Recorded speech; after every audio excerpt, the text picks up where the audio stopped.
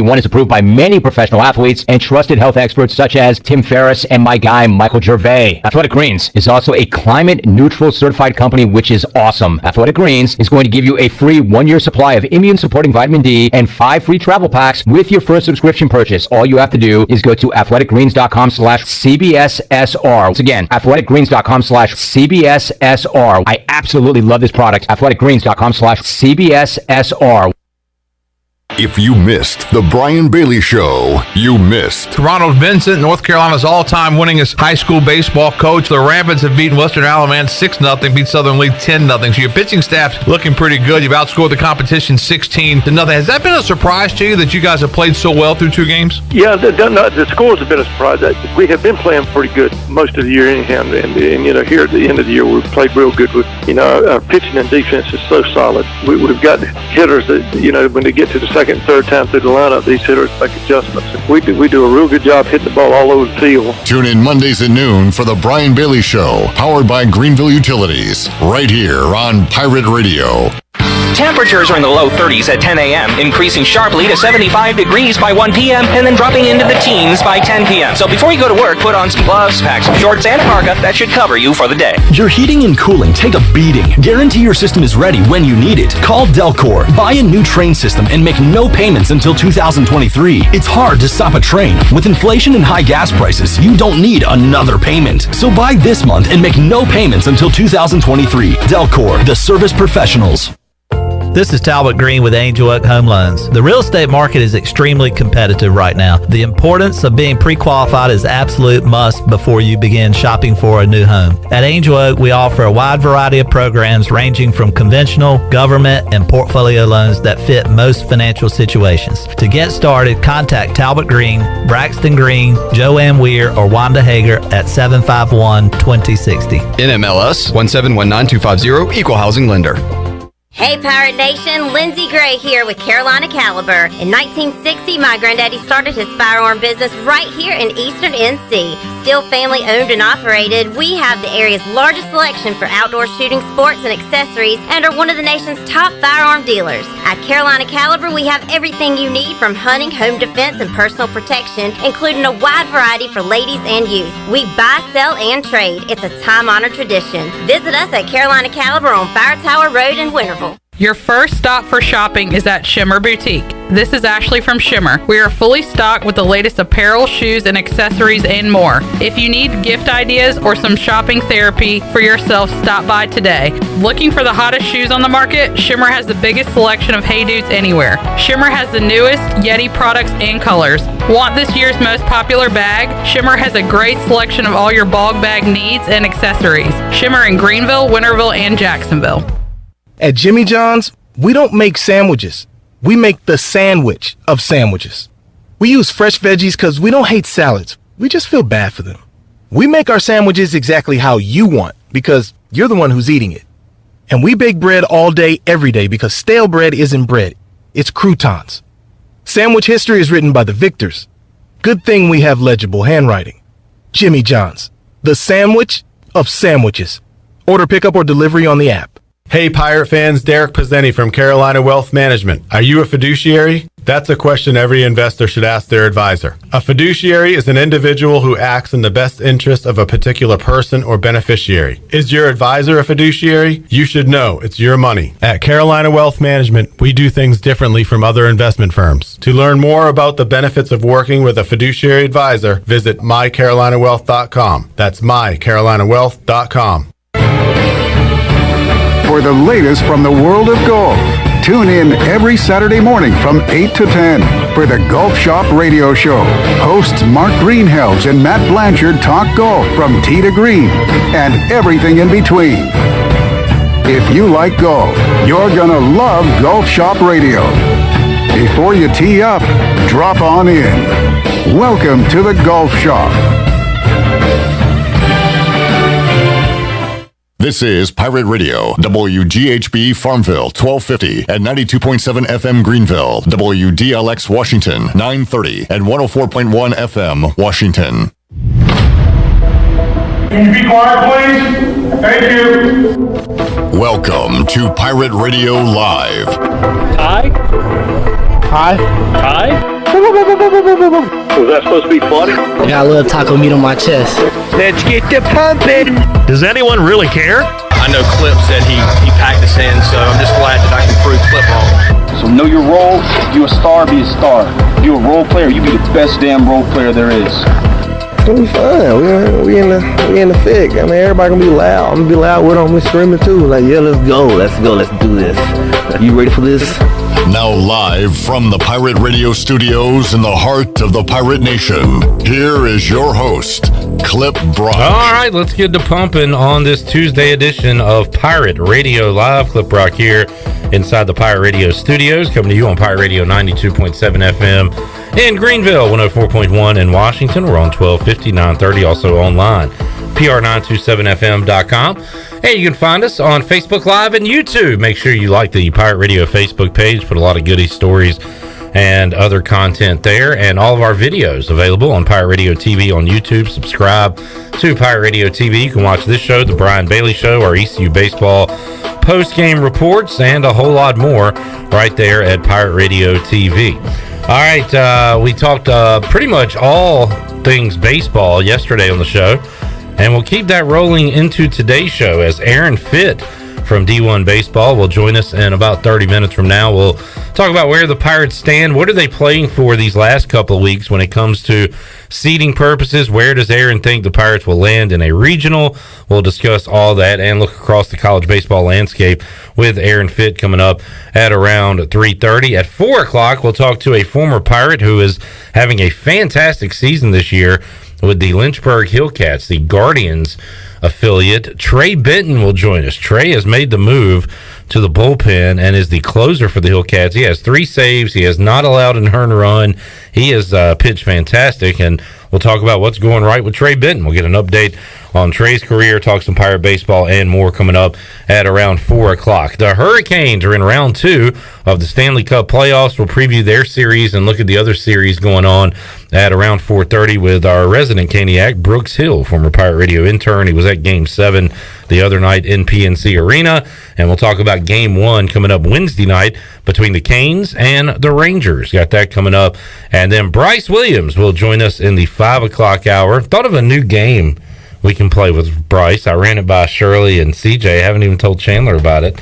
But a fun game we'll play in the 5 o'clock hour with Bryce Williams that I think people will enjoy. So got that on the way. Shirley, Chandler, CJ are here, as is Jonathan Ellerbe, who kicks us off on this Tuesday. Hello, Ellerbe. What's up, Clip? Me and Chandler not in the audience, not going to hear the big Bryce Williams news, or do we have to stick around till hour 3 to find out how we're gonna do it? I think you need to run it by Jonathan and I and the audience first before Bryson shows up at 5. Well, I disagree with that completely, but I'll do it. I just don't want to give away too many examples because I don't have a lot of examples for this game because I just kind of thought about it last night.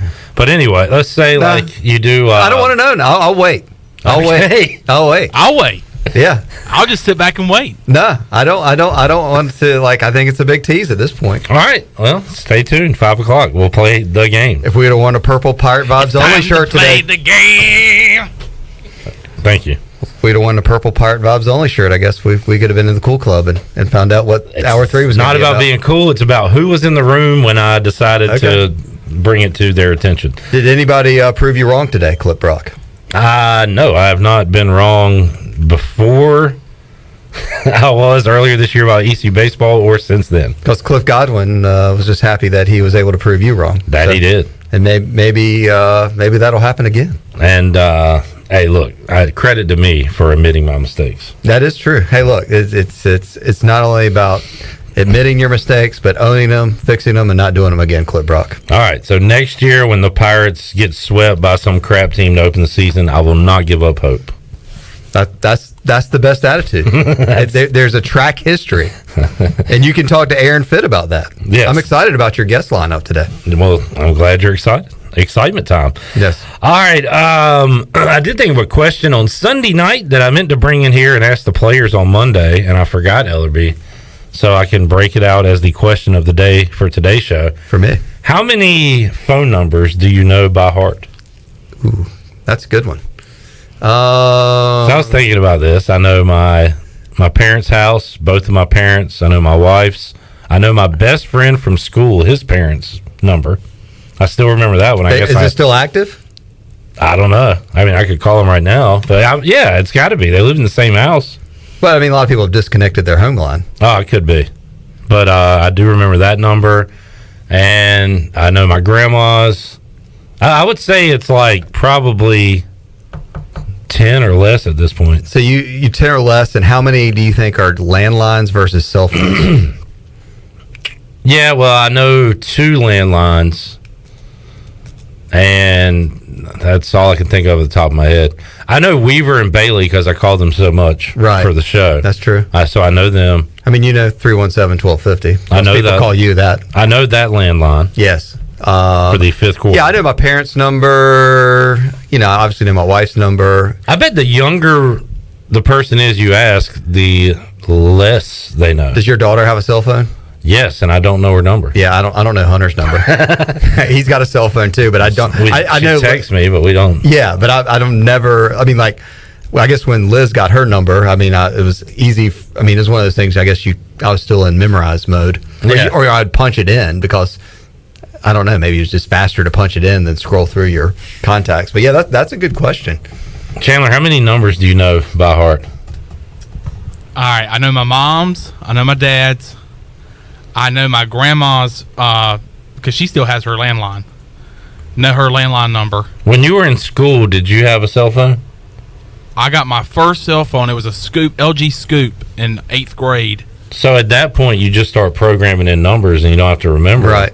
But so you probably don't remember a ton of. I remember the last 4 digits of our landline number that we had at my house, and we haven't had a landline in over 10 years.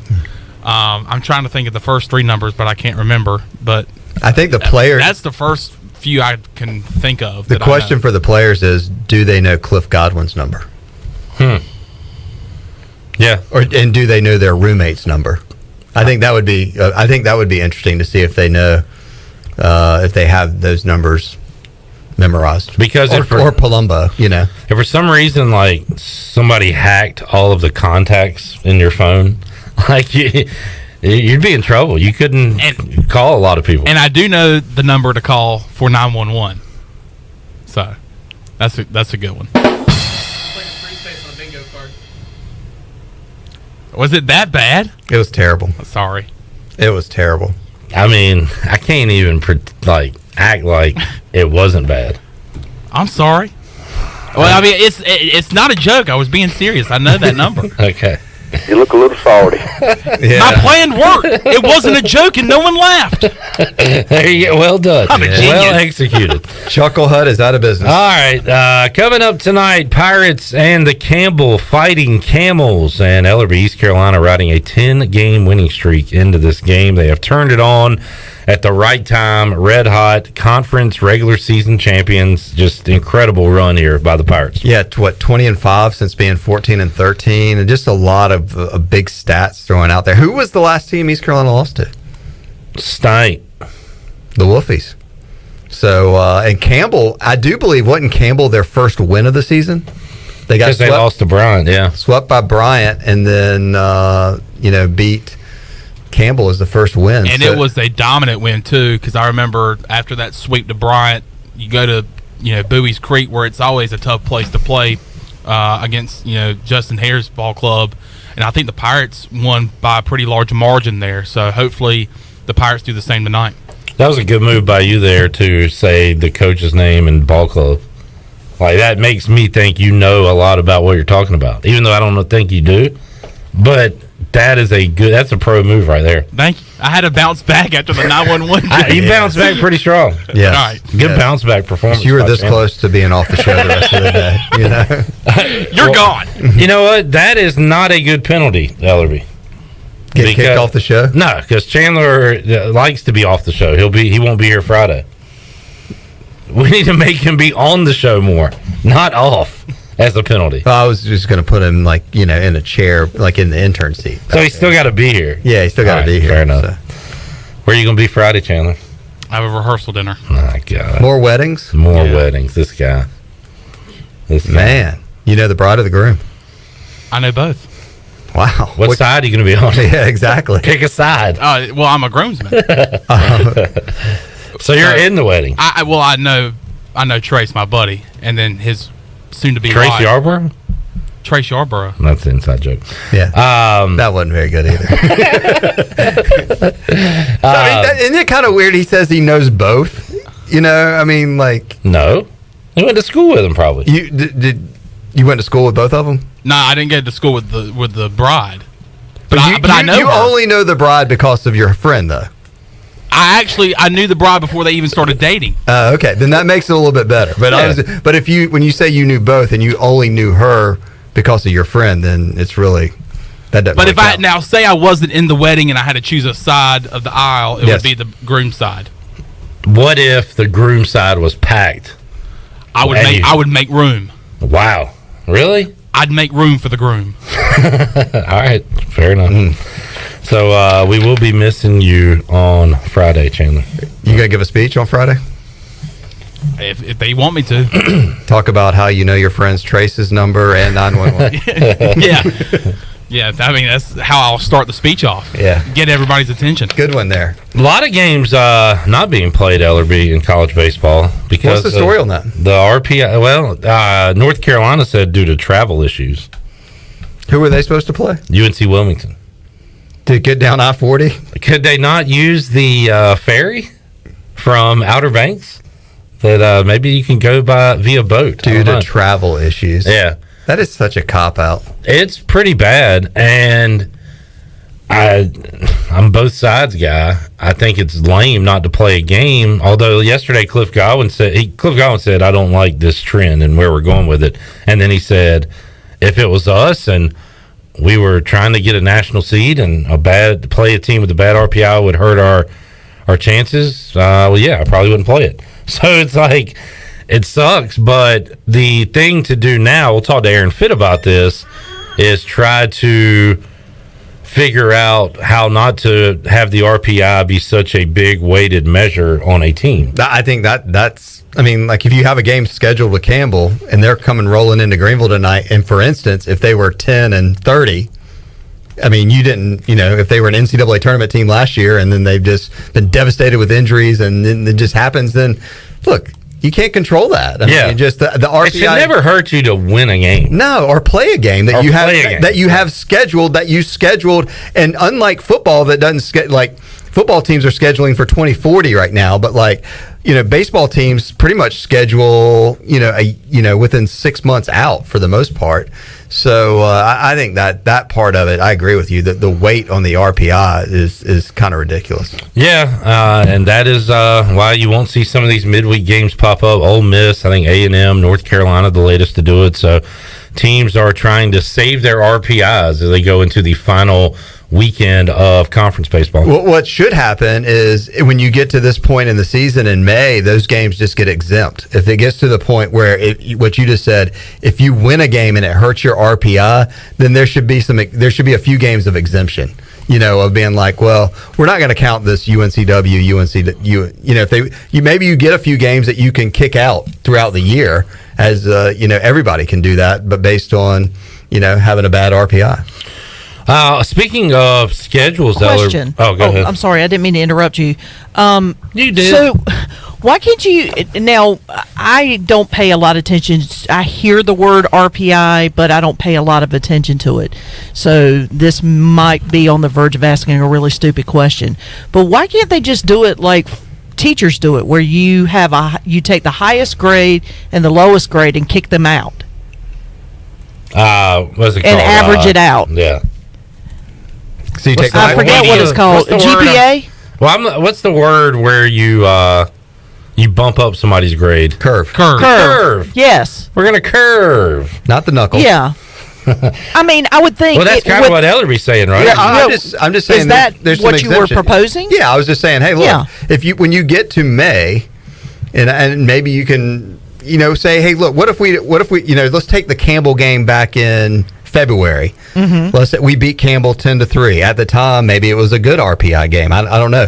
But then as the season progressed, let's say Campbell was devastated with injuries, and the team that was supposed to win the Big South Conference is now 10-30. Maybe East Carolina wants to kick that game. Maybe they have 3 games they can kick out of their schedule for RPI purposes that aren't conference games. I can agree with that. And then I just think they rely way too heavily on that RPI when you look at teams that, like, for example, East Carolina. I mean, we didn't get off to a fabulous start. We struggled a lot, but now we're in a situation where our RPI is a lot stronger than it was at the beginning of the year. Yeah, I mean, UNC did not schedule UNCW hoping that they were they were hoping to win, but it wasn't hoping to be that they would win and it would hurt them because UNCW's not having that good of a year. So I think go ahead and play the game, but then have that as one of your things you kick off. Yeah, because I don't think it's fair to be able to just, without penalty, cancel a game just because you think it's going to hurt your RPI. I think that's where you're leaning too far on one side as far as giving too much weight to that RPI. I wonder if the coaches have conspired together and said, hey, let's do this, and then force their hand on making the RPI less of a measurement when it comes to regionals and things like that. It used to be like, hey, look, we're going to try to play 56 games so we can try to get that magical number of 40. Yeah. And it didn't. I mean, if UNC was sitting at win number 39 right now, and if they beat UNCW, that got them to 40. That would have been a valuable resume builder more than if that was going to hurt you in the RPI. I just think it's a little bit overthinking on analytics. And we've seen things change when it comes to what measurements should we use when we're looking at teams. Remember college football in the 90s, Steve Spurrier would run the score up, and then they took that out of the equation, took the margin differential out so teams would stop, winning by 50. So it's been done before where their hand has been forced to change something. Well, and it's not like they're just putting everything in a computer and whatever spits out 64 teams and orders. Yeah, you still got humans. There's a human element in it, and there could be common sense being like, well, UNC beat UNCW and it hurt their RPI, but that was because UNCW had this happen. So we're going to take, if you take that game out, let them still play. I mean, have the human common sense part of it too. Yeah. But common sense is not commonplace sometimes. All right, speaking of schedules, some college football news. I saw that next week, Ellerbe, we're going to be getting some of the early season kickoff times. Nice. So I hope that includes East Carolina, NC State. Yeah, you know what next Thursday is? What's next Thursday? 100 days till kickoff. 100 days till kickoff? Yes. On the David Price Construction countdown to kickoff? Yes, absolutely. So maybe that would be a big day for them to release that news. Are you going to go, if you were betting on the Deuce or the U or ESPN Plus, where would you put your chips for the East Carolina NC State game? Noon on the U. Noon on the U? Yeah, that's my guess. I'm going to go 4 p.m. on the U. Wow. Okay. I was thinking if we're going to go with that kind of time, we might have to be plus. But I think they do like noon and 4 now. So I'm going to go the second game. They finally smartened up with that instead of going 3 or 3:30. Yeah. Go 4 o'clock. They can run some extra commercials. So I'm hoping for 4 on the U. Oh, I'm hoping. That's what. But that's your prediction. I'm gonna put, because NC State's gonna be. Oh yeah. They're gonna be a team that they can hype up a little bit, which could work again. Which they could want at noon as well. But I'm going with the Deuce. The Deuce. I think NC State will be a projected top 15 team. If we get at noon, maybe Deuce. I like noon deucers. Would you take a noon deucer? I will take a noon deucer all day long. What's the best deuce time? Probably about 7 tweet that out to everybody. What's the best deuce time? Don't put any context on it. That's our poll question for today. That's a good question. So, like, ESPN noon is going to be Big Ten. Like Ohio State punking some MAC team. Right? Do they go Big Ten or they go SEC? I was thinking Big Ten. Yeah. I was thinking MAC versus Big Ten. Toledo at Michigan. Right. Ohio State usually plays like a Conference USA or like an American team. I know they played Tulsa in the past, like in the first couple of weeks, like at home at the Horseshoe. Yeah, I'm gonna go. Would you trade a game on ESPN2 at noon, or would you rather be at 4 on the U for NC State? 4. Who cares what channel it's on? They're all the same these days. They're all equal. Maybe you're asking the wrong person. No, I think that's a fair answer. Maybe if you only have basic cable or whatever. Yeah. But yeah, I mean, if you have basic cable and a landline, then you're hoping for the deuce. If you're Grandma Brock at this point, yeah. If you're still calling into the radio station asking us what time the ECU game is, then you're hoping for the deuce. You're praying. You might not even have the deuce. You might need it to be ESPN. Yes. Yeah, okay. All right. So there were some games announced today. Who cares? But like the opening Saturday, 3:30 ABC is Georgia-Oregon. Week 0? This is week 1. Have they? Is week 0 even a thing this year? Hell yeah, it better be. It's got to be. Week 0 has replaced the Thursday night game of when we used to have, like when we started the Pirate Radio Football Kickoff Party. It used to be a big deal. That was the first college football game. It was the kind of then the Pirates were playing on Saturday, but the Thursday night, September 1st, is going to be awesome because our party is that night. But the actual football schedule calendar that night's not that great. Do you want for the first time this year to run down the week 0 schedule of college football? Let's do it. Absolutely. Saturday, August 27th, week 0. Vanderbilt at Hawaii. Let's go. That sounds fun. That's going to be a late night one. Nevada at New Mexico State. Let's go P. Austin P at Western Kentucky. UConn at Utah State. Duquesne at Florida State. Florida A&M at North Carolina. A week 0 game right here in the state of North Carolina.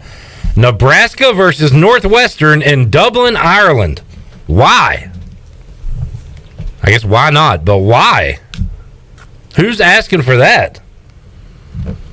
Everybody. Some Irish corn. Nebraska versus Northwestern in Dublin, Ireland. If you just said give me 2 teams for a Dublin Ireland game, I would just struggle to come up with that Big Ten matchup. And a lot of people would struggle to know that that's a Big Ten matchup. Good point. Yeah. Wyoming at Illinois, Charlotte at FAU, and North Texas at UTEP. Florida A&M at Chapel Hill. Weren't we supposed to play a week 0 game against Marshall? Or did I make that up? Maybe we were supposed was that the COVID year? Yeah. Marshall game got canceled. Yeah. Well, was it a week 0 game? It was the 40. No, it was the anniversary. It was a week 0 game. It was to open the season, right? I think we were supposed to play week 0. Yeah. But and then we didn't play for a whole month. We didn't play till like September 26th. We played UCF. We're lucky to get some games in. Saturday of the opener, week 1, Notre Dame at Ohio State. That's a big game. That's not Tulsa. Do you like college football? I was wrong. You know what they need to do? They need to put more games on that Sunday after the week 1 of college football. The week before the NFL starts. Instead of just having one. Yeah. They need to do like noon, 3, 7 or whatever. Noon, 4, Sundays? 8. Yeah. When I think of classic college football Sunday games, I think of Tulsa and East Carolina, 2010. That was a nooner, I believe. That was on a Sunday. Early on a Sunday. I certainly don't think of the North Carolina A&T East Carolina game. No. I don't really draw that one back up. But this is Sunday, and I wonder, maybe they are going to do it this year where they do them all day, but usually it's just like a night matchup. Florida State, LSU. They also announced some other games. I think this. I read this too, Ellerbe. For the first time, they're going to do a Black Friday night game on ABC, where sometimes is it like 2 in the morning? Is it like 2 in the morning while people are shopping? While you're waiting in line with your wife at 4 a.m. It's at 7:30, and it's Florida and Florida State playing a rivalry game on Black Friday night. Right. They usually have the Egg Bowl is usually some like Thanksgiving. It's been moved around. It's been on Thanksgiving night, and then it's been on Friday, I think, before as well. I don't know why they made a big deal. Maybe it's because it's ABC and not ESPN. But you're right. There probably are games on. There's always been games on Black Friday. Okay. All right. Well, not a big deal. I think ECU played on Black Friday last year when they played Cincinnati. Oh, I know there's always been games. I'm just saying like prime time, but You're right. The Egg Bowl's probably been played there too. Yeah. All right. So a little college football scheduling. Never That's too always early exciting. to talk about that. Yeah, I like it. I dig it. They released all the NFL games. Now they're going to start releasing all the college games. Get everybody's matrix of how they want to watch their team. Oh, let me apologize too to the people who Were you wrong again? No, I was not wrong. But people were complaining about the NFL schedules. Why do all this? Just release the schedule. Well, they did. They did it last Thursday. They released the whole schedule. And maybe people don't want us talking game by game here. They just want to release the schedule. So I apologize for those of you who want to see a full schedule of games with kickoff times. Also, that is impossible to do because college football announces kickoff times 10 days before the game. So just not going to happen in college football. Anyhow. Done with your apology? I'm done. Okay. I'm done apologizing for the day. Next subject. What is the next subject, Ellerbe? Hurricanes hockey? Yeah. I'm into it. You watching the games? I had it on Saturday. So Saturday I was at Clark LeClaire Stadium, and I did have a phone set up with the game on, sitting on the microphone, and I was into it. It was awesome, and looking forward to Game 1 coming up on a Wednesday night, PNC Arena. How about the Hurricanes set an attendance record for that game on Saturday? How'd that happen? I don't know. Where are they putting in new seats or whatever? Yeah, how do you expand the PNC Arena?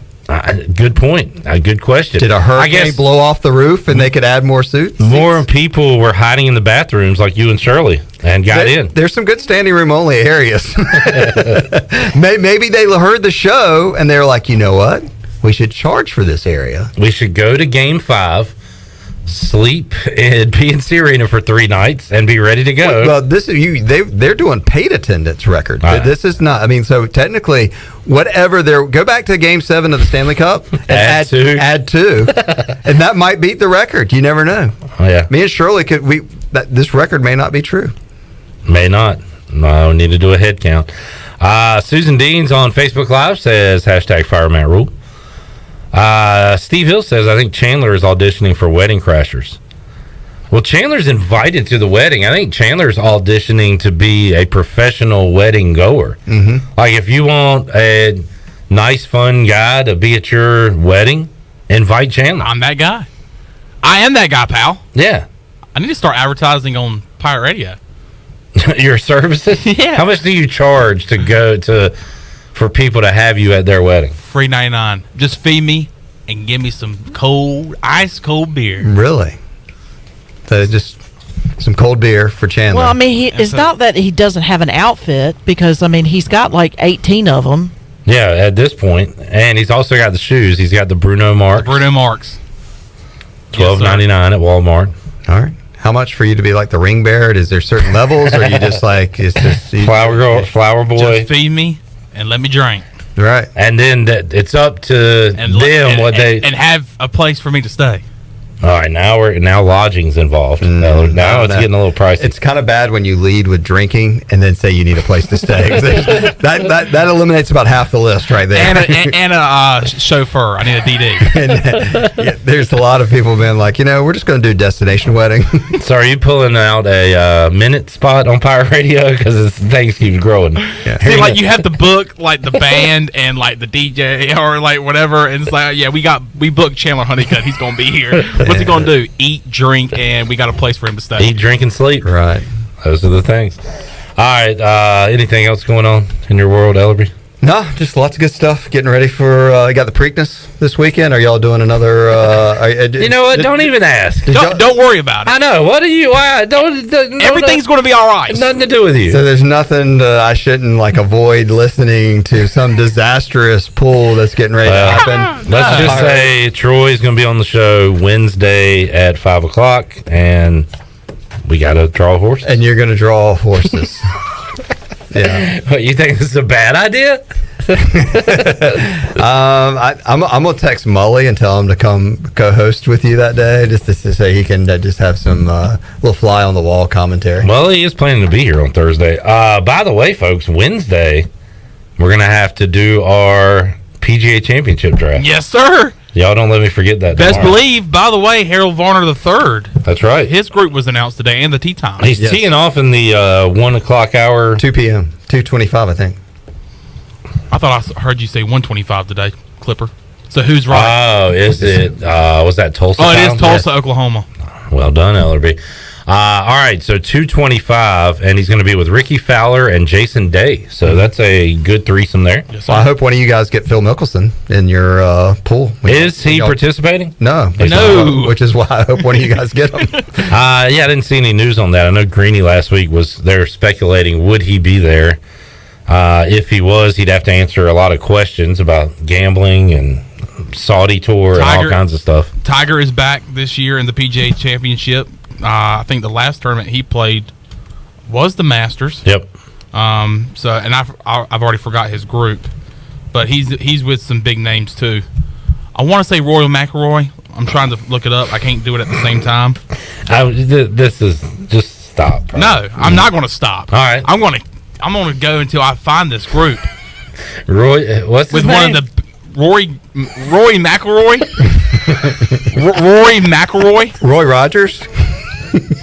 Rory McIlroy.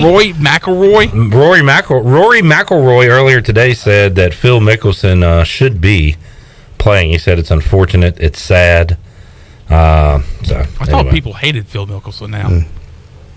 Sounds like he might be. I think there's probably a group, but yeah, there's people that probably still like him. Speaking of groups, did you find that damn group? Jordan Spieth, Tiger Woods, and Rory McIlroy. You said his name different every time. Rory McIlroy. That was pretty good. All right, so that's a big name group. Ryder Giles trying to redeem himself for some awful picks in the Masters. Gave me Brooks Koepka and Jordan Spieth. Said those are his winners for this week. All right. So we shall see. All right, Ellerbe, thanks for hanging out. See you next time. All right. When we return, we'll talk some college baseball with the source when it comes to college baseball, Aaron Fitt from D1 Baseball. He joins us on the other side of this timeout. More to go. Pirate Radio Live. Back with you after this.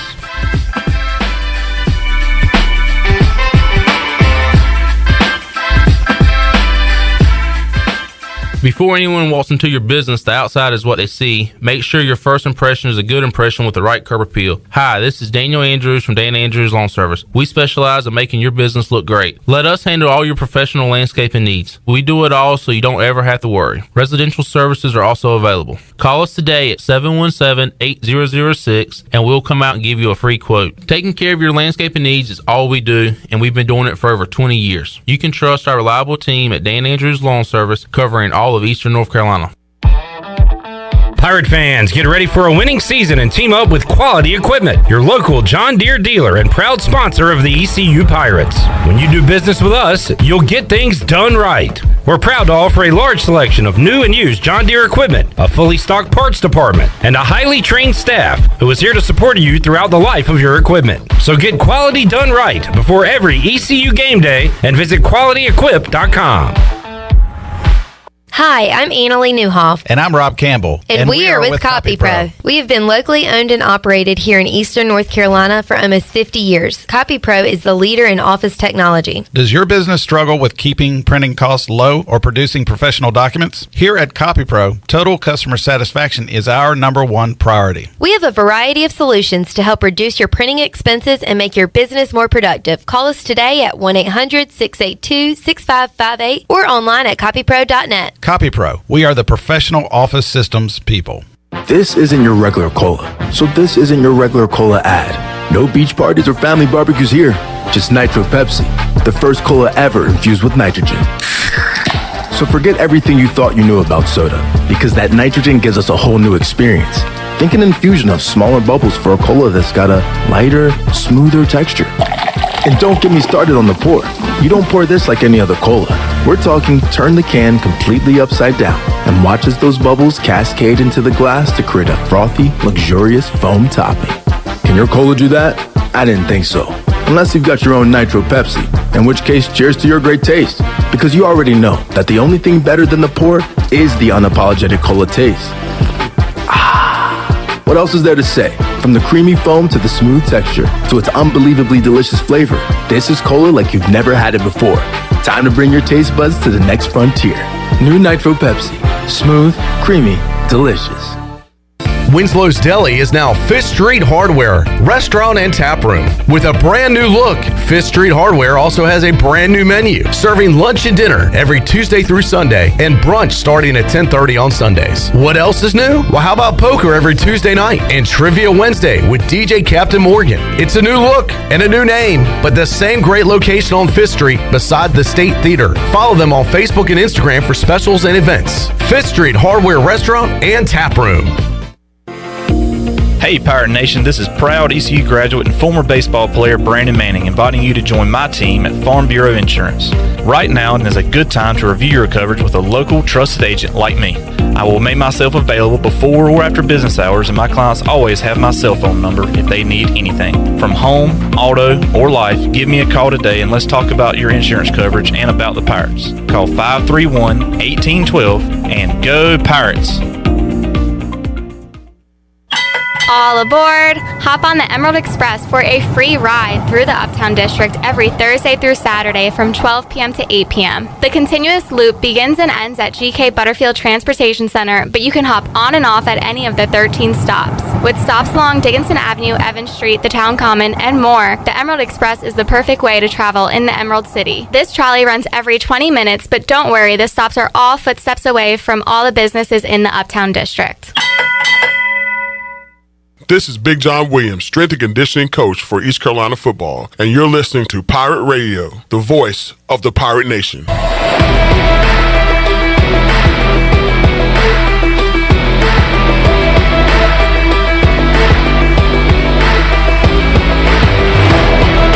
You're listening to Hour 1 of Pirate Radio Live. This hour is brought to you by University PC Care, your local tech support experts for all your personal and business needs. Visit universitypccare.com to learn more today. Now, back to the show. Welcome back. Are you in outside sales and looking for an opportunity to increase your earning potential? CopyPro has been in Eastern North Carolina for over 45 years and continues to grow each year, and they are in need of more sales professionals with a desire to potentially make a six-figure income. Do you have what it takes? Visit copypro.net today to submit your resume and to learn more. Now let's head back into Pirate Radio Live. Here is your host, Clip Brock. Six-figure income? Six-figure income. Man, I'm a five-figure income guy myself. How many hours was the tour in Gilligan's Island? 3 hours. 3 hour tour. 3 hour tour. I tell you what, guys. What? Johnny Robertson on Facebook. JR. Good old JR. Old J-Rob. He has become our statistician. He has become our ECU baseball. What is a stat? A stat is a stat to consider. The stats, of course, is a statistic you can look at. Yeah. And it's not statistician, it's stat.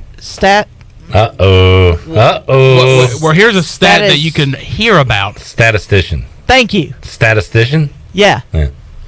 Sorry. Anyway, Johnny Robertson says, last year, 3 teams hosted a regional with a 20-plus RPI rating.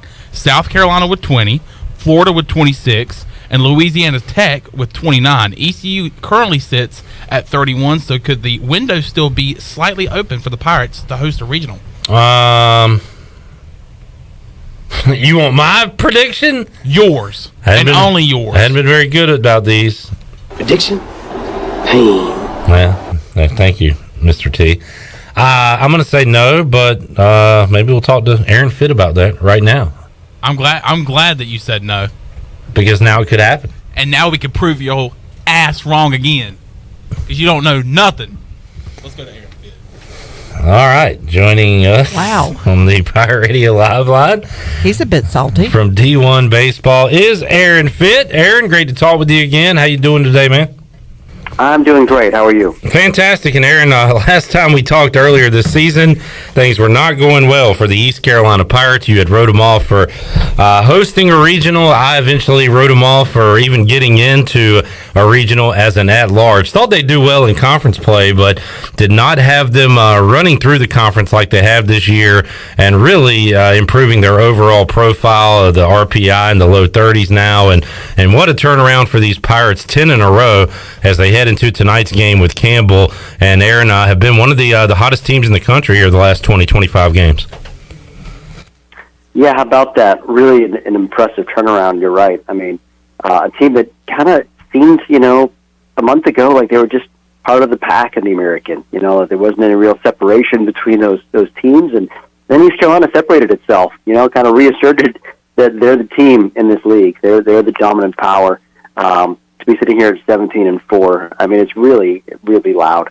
Considering obviously, you lose your All-American ace before the season even starts, and then you have a bunch of guys that just don't ever really get their bats going the way we expected them to, and they've just found other pieces that have stepped forward, and then some of those guys have kind of heated up as you've gotten going, and just a masterful job by Cliff Godwin and his staff finding the right combinations to make this thing work, and lo and behold, here they are. They're cruising into a regional. And that, Aaron, as they play out this final week of the regular season, Campbell tonight, Houston at home, Thursday, Friday, Saturday, then it's off to Clearwater. What is East Carolina playing for at this point? Is it to try to land maybe a 2 seed and get matched up with a winnable 1? Is it what are they playing for these final couple of weeks here when it comes to regional play? Yeah, as far as seeding is concerned, I think that's probably what we're looking at, is just trying to lock up a 2 seed. I don't think it makes a huge difference whether you're a 2 or a 3. I mean, theoretically, if you're a 2, you've got a slightly more favorable matchup because you're matched up with somebody who's on the 3 line. But, there's not typically a huge difference, in my opinion, between those teams on the 2 line and those teams on the 3 line. So it's really just about trying to play their best baseball at the right time to keep it rolling. I think that's the key thing for East Carolina. But I do think that's what we're looking at here. Is I still don't think they can get into that hosting discussion. I mean, despite the fact that they're red hot and the RPI has climbed, I just think that the lack of quadrant 1 wins, the top 50 wins, is kind of holding them back to 2 and 7 there, and probably just a little too late to get into the hosting discussion. So it's really just trying to firm up the resume as a 2 seed. Aaron Fitt, D1 Baseball, joining us today on Pirate Radio Live. Aaron, we all love projections this time of year to see where we might be heading, and I've seen East Carolina in College Park, in Maryland's regional. I've seen both of the Virginia schools, Virginia and Virginia Tech. So what are the most likely cases, in your opinion, to where East Carolina could be going as a 2 or 3 seed? I would say it'd be one of those 3 destinations. Geographically, would make the most sense, and I suspect Maryland would be a logical spot. But it's possible that a team like UConn could wind up down at Maryland as a 2 seed, and maybe East Carolina would go somewhere else for that reason. But I could see ECU at Maryland as a 2 with an ACC 3 seed, like a North Carolina type team, maybe. Or maybe you send East Carolina to one of those ACC 2 hosts, rather, the Virginia or Virginia Tech, and you bring somebody else in as a 3. One of those scenarios, I would be shocked if it's not one of those 3 spots. Aaron Fitt joining us. Aaron, I believe I saw, did the ACC, at least for 1 week, creep ahead of the SEC when it comes to conference as a whole, RPI, and you give credit to, I guess, Miami and Louisville and Notre Dame and Virginia in that case, Florida State, even Wake Forest, and then you get to the Triangle schools. Is the ACC the best conference in baseball this year? Yeah, they are currently the number 1 RPI conference. They have crept ahead of the SEC. I do think it's the deepest league. I think it's deeper than the SEC. I mean, right now, we had 11 ACC teams in our regional projections last week, which I don't think any of us believe is actually going to be 11, but that's just currently the landscape, whereas the SEC was kind of sitting there like 8 or 9, so I do think there's just a drop-off. There's more teams at the back of the SEC that just look dead, whereas the ACC's got a bunch of teams that are really in the mix. Even Pittsburgh is a 12th team that we didn't have in last week, is still very much alive. And so, the depth of the ACC stands out, and I think we're starting to see some of those teams at the top of the ACC that we weren't sure if they were legitimate Omaha contenders, starting to believe in those teams a little bit more. I think Virginia Tech has proven itself. I think they're for real. And UVA, I had doubts about their pitching as well earlier in the season. That's held up pretty well. I think they're for real. Miami has pitching. Florida State has pitching. Notre Dame has once again been very consistent, and then Louisville can mash. And so I think you've got 6 teams at the top of the ACC that you could all envision maybe getting to Omaha. Aaron Fitt joining us. Aaron, how many teams west of the Mississippi are you looking at to host a regional? It seems pretty, kind of like it always is, but very east heavy. So any California, Texas schools looking to host this year? Yeah, I think Stanford certainly out west and Oregon State. Those are two that you can probably lock in at this point. Gonzaga still very much alive in that race. We expect their RPI to shoot up here after the last weekend on the road at San Diego. If they win their league comfortably, I think Gonzaga could very much, be in the mix to host. They swept the series at Oklahoma State earlier this year, which was pretty loud, because Oklahoma State's another team that we expect will host. The Big 12 is very interesting because you've got two teams at the top right now in TCU and Texas Tech that don't have great RPIs. They're in the 30s. But whoever wins that league in the regular season, you would think will host, just as the power conference champion, even though the RPI isn't there.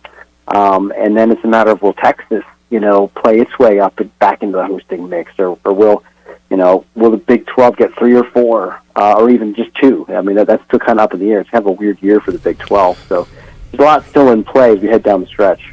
Aaron, we talked earlier this season, and Tennessee was the big dog at the time. They still are at 45-7. How about outside of Tennessee? Who are your favorite teams that could potentially win it all in Omaha as we head here down the stretch of the regular season?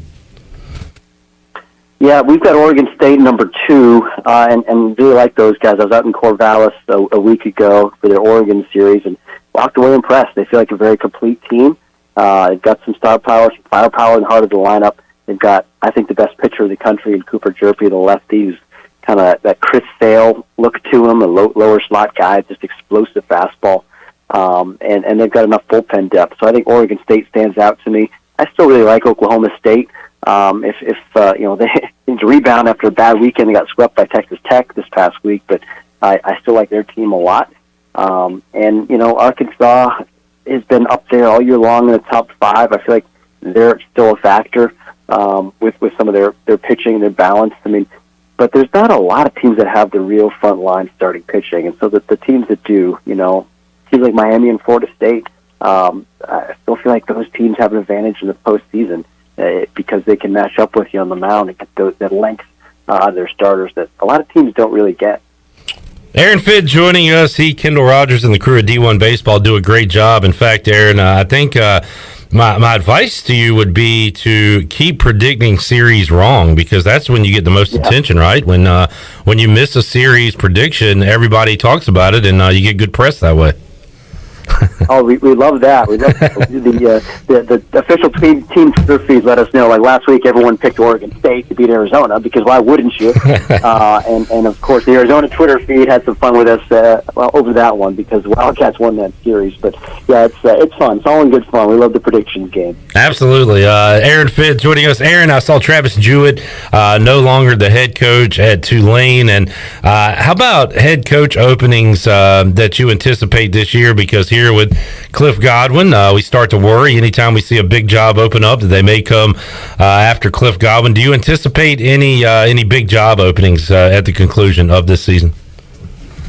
Yeah, there will be some. There always are. There's a few that I think could come open in the SEC. I don't like to speculate until they happen because we're talking about somebody's livelihoods here, and I just think it's a little disrespectful, frankly. That's something for the fans to talk about, but for us, we'll talk about it after they come open. It'll happen. We'll talk about it when it happens. How about that, Aaron? How about the new trend here of teams not playing games? And I'm seeing a lot of travel issues pop up, but seems to be so teams won't hurt their RPIs and play against bad RPI opponents. What about this new trend across college baseball that's starting to pop up? Yeah, and some coaches have been blunt about it. Like Jim Schlossnagle at Texas A&M said, hey, the committee has said that the RPI is something that they're going to use, and so why are we going to play a game that's going to crush our RPI in midweek if we can avoid it? And I don't blame them. The system is broken and needs to be fixed. We should not have this incentive to cancel games. I mean, if you play a game against somebody who has a bad record and you bludgeon that team, let's say, your RPI goes down. It's not really an accurate representation of the kind of season you're having. Yeah. And if you play a game and you win, just if you play one game against a bad team and you drop, it's just not fair. It doesn't really reflect how good you are or how bad you are. And so I just think that they need to figure out a better way to do this. I mean, 75% of the RPI formula isn't your own performance. It's your opponent's record, and it's your opponent's record. So I mean, it just feels broken. It's been broken for years, and now I think people are starting to realize that, hey, there's a way around this, and it's kind of exposing the absurdity of the system. And so hopefully the committee will be forced to sit down and take a hard look at the way they do things. That's a good point. Maybe it forces the hand. We had Cliff Godwin on Pirate Radio Live yesterday, and he said he hates this trend. And then he said, if I was in that position there where a game would hurt our RPI, would I think about getting out of it? Well, yeah, probably, maybe. So he acknowledges that this is kind of it's not a good thing, but it makes practical sense, and there needs to be a change with it. Aaron Fitt joining us. Aaron, what all do you have going on at D1 Baseball right now for the fans to check out? It's a great time of the year if you're a college baseball fan. Yeah, if you love college baseball, give us a look at d1baseball.com. We got everything you need to follow the game, down the stretch, and really into the off season with the coaching carousel starting up, it's summer ball prospects, all that stuff. But we've got projections, 264 projections updated regularly now. We've got podcasts, analysis, reporting from on site across the country. Give us a look at d1baseball.com. Aaron, appreciate the time as always, man. Keep up the great work, and we'll talk to you again down the road. All right, my pleasure. Thank you, Aaron. Aaron Fitt joining us today on Pirate Radio Live. He says the Pirates are potentially looking to go to College Park, Maryland, play some baseball there. And by the way, East Carolina's best win this season, RPI-wise, was against the Terrapins of Maryland in the Keith LeClaire Classic. I hope Cooch is healthy by then so he can pitch. Yeah, we've had some success up there. He has as well. In those parts. That's a very good point, Chan Man. You are, if we're doing a plus-minus board on you today, I think you're creeping towards the positive. Oh, I'm creeping. You had the mishap early with the 911. The debacle. Rory McIlroy, that part was a little shaky. You redeemed yourself by getting McIlroy. By getting the Tiger Woods group. You got that? Yes. You had some other good points in there somewhere. I did say that the best college football on a Sunday was Tulsa, East Carolina 2010. You had the Campbell coach's name, which was really key. And then added ballpark after said coach's name. Yeah, so you know what? You're in the positive. Thanks, Tony Peterson. And that will give you another point. All right, let's take a break. We'll come back, wrap up hour number 1. Good sports night. We will look at the Buccaneer Music Hall Scoreboard presented by Dub Buck. Tell you what's going on tonight in the world of spurts. That's on the way when we close out hour 1 after this.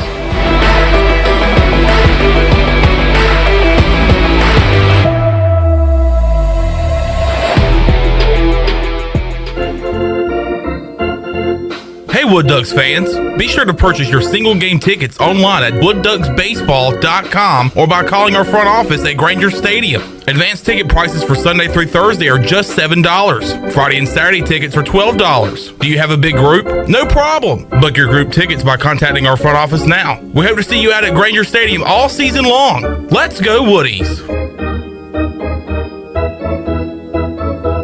Hello, Eastern North Carolina. If you're looking for a great place to work with competitive pay and advancement opportunities, Pitt County Schools is hiring. We employ over 3,000 people, and we're one of the largest employers in Pitt County. Pitt County Schools is currently seeking teachers, bus drivers, school nutrition personnel, facility staff, custodians, clerical staff, and more. We offer advanced leadership opportunities for our educators and competitive pay for our skilled labor force. Come work for a diverse, thriving school system and be an important part of ensuring success for the students of Pitt County who are the future of Eastern North Carolina. To fill out an application, visit our website today at pittschools.org. That's pittschools.org, or go directly to our job postings at bit.ly/PCS employment. That's bit.ly/PCS employment. Pitt County Schools, engaging, empowering, and elevating every student and every staff member every single day. The best burgers around. Everyone loves a thick, juicy, and fresh burger. Tiebreakers in Greenville, plus the all-new Tiebreakers in Winterville. Do real burgers better than anybody. So don't just go to any burger-themed restaurant chain. It's time to break the chain and eat local. Tiebreakers, real burgers at its best. Everybody loves burgers. Before you hit the road this travel season, be sure to get your tires inspected by the tire guys at Greenville Auto World. The Greenville Auto World service team sells all the top brands and economy tires if you need a new set. Need an oil change, state inspection, or AC repair? Greenville Auto World can work on any type of vehicle, and the monthly oil change special is only $29.99. Make an appointment now by calling 364-8730. For award-winning service, trust Greenville Auto World. This is Mark Washington with Max Sports Performance at Max Fitness. Our facility has reopened and is following all safety protocols. The best thing you can do to strengthen your immune system is, of course, to work out and exercise on a regular basis. I can assist you as your performance coach. You can also enjoy the benefits of a private facility. Avoid the crowds and work out at Max Fitness. Now is the time to get healthy. Max Fitness, just off Highway 43 in the old Ace Hardware building behind Speedway in Greenville. Call me, Mark Washington, 902-4877. I can't think of anyone who doesn't love a clean car, but how often do you actually go to the car wash? Does it take too long, or maybe it's just not a very nice place? Tommy's Express changes everything. Our wash is bright, inviting, clean, and fast. I love the flat conveyor belt. So easy to pull onto, much smoother ride, and safer for my car. And when you join Tommy Club, you can wash as often as you like for one low monthly price. I save money and time. We're Tommy's Express. At the corner of Greenville Boulevard and Red Banks Road, Greenville. Warren's Hot Dog Pizza, homemade lemonade. Hey, Pirate Nation, Warren's now has 2 locations. In Greenville, across from Ron Ayers Motorsports, and the Chocowinity location next to the fire department. Stop in today for hot dogs, pizza, subs, apple and peach turnovers, homemade lemonade, and breakfast in Chocowinity featuring homemade cheese, ham and chicken biscuits, plus sausage dogs and more. Warren's Hot Dogs. Want some? Get some. Go Pirates. Pirate Radio. ECU Pirates. Can't nobody do what we do. You know. That's right. All right then. Yeah! The voice of the Pirate Nation.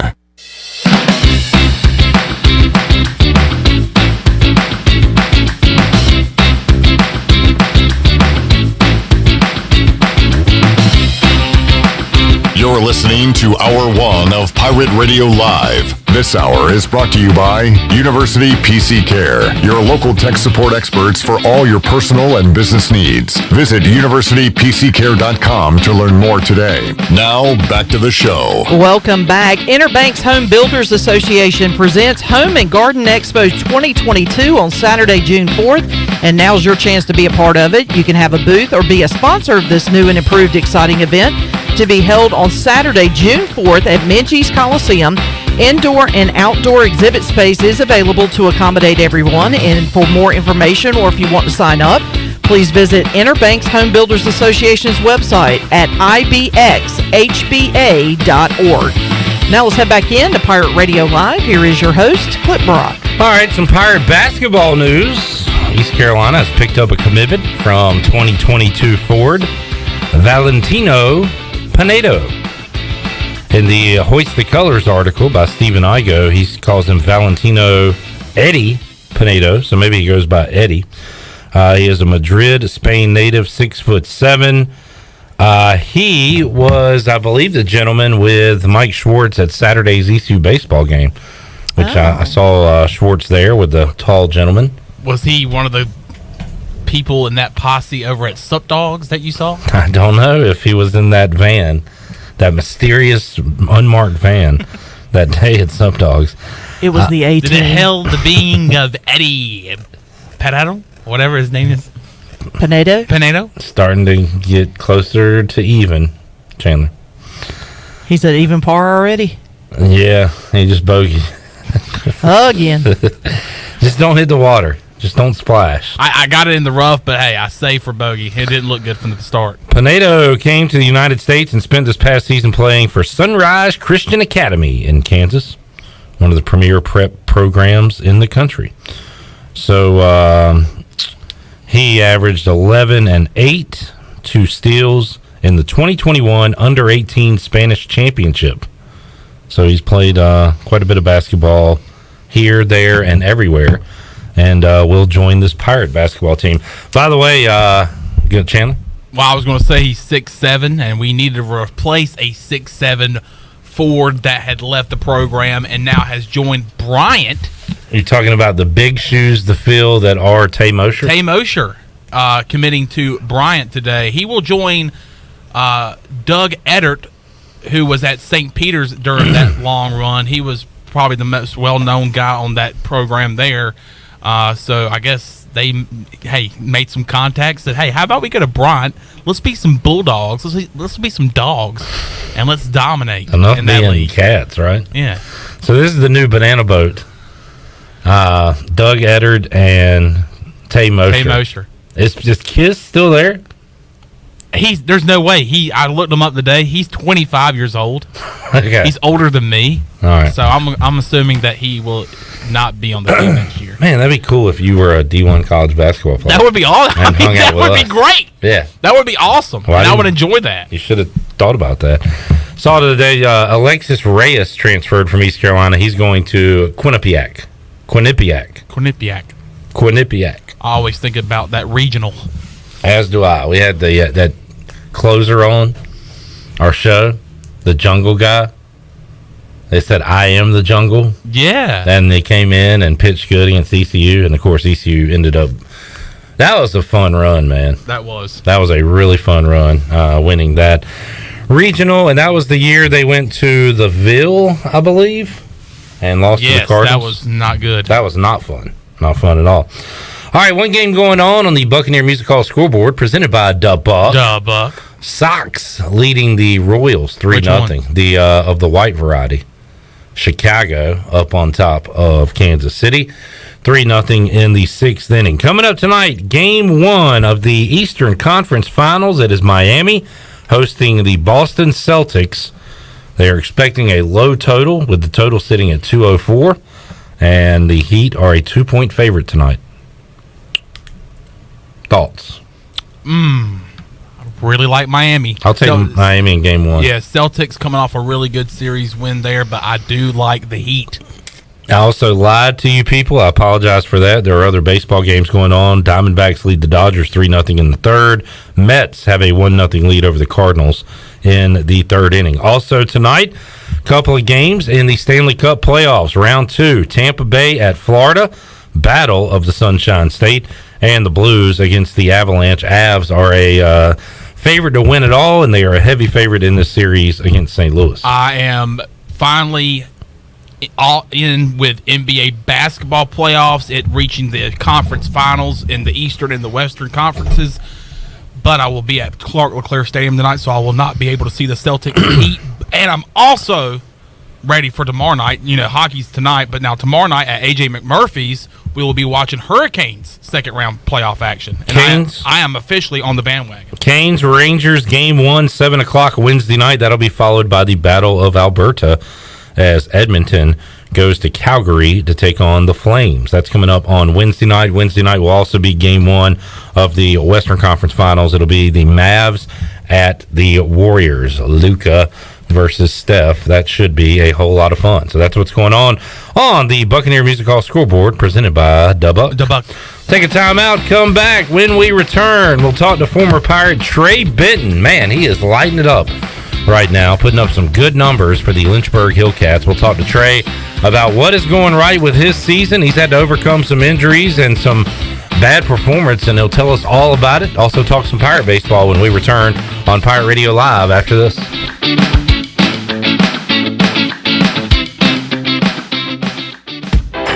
Buccaneer Music Hall is your beacon of music in the land of Pirates and ENC. Open 7 days a week from noon until 2 a.m., the Buck features live music every night of the week. Tuesday is karaoke with DJ Captain Morgan. Wednesday is acoustic night. Thursday is the DJ dance party. And Friday and Saturday nights, it's live bands. Check out the Buck's Facebook or Instagram page for more information. The Buccaneer Music Hall. We'll see you at the Buck.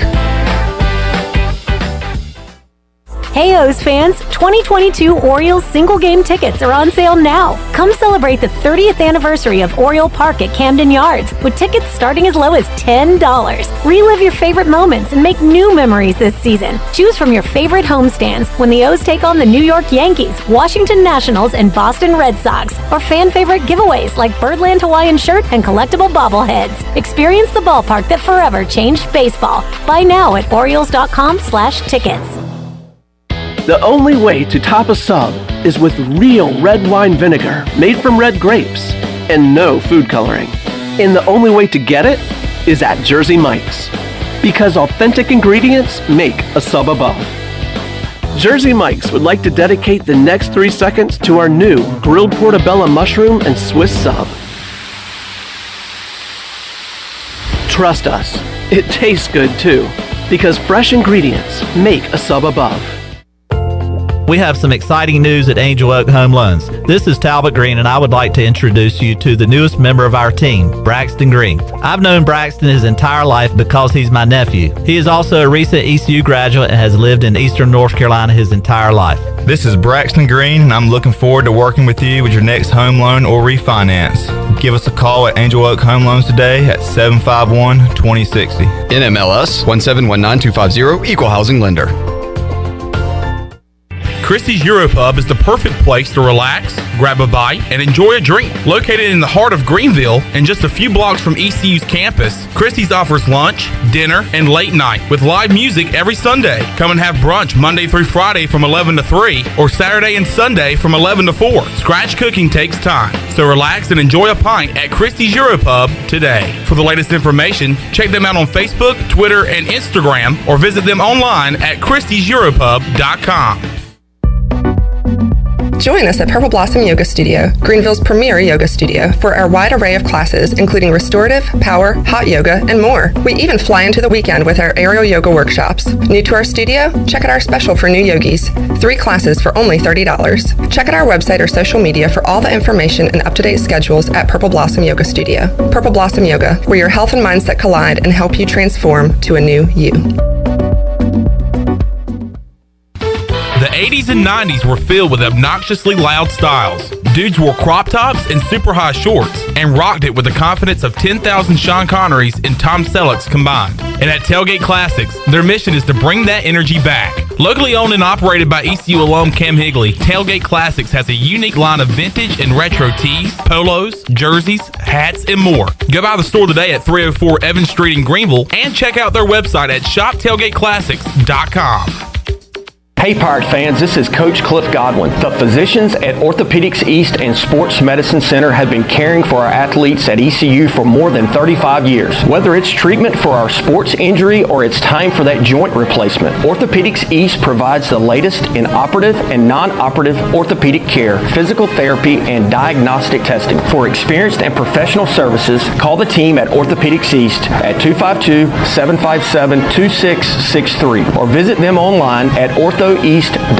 Go Pirates! This is Pirate Radio, WGHB Farmville, W224EI Greenville, WDLX Washington, and W281CH Washington.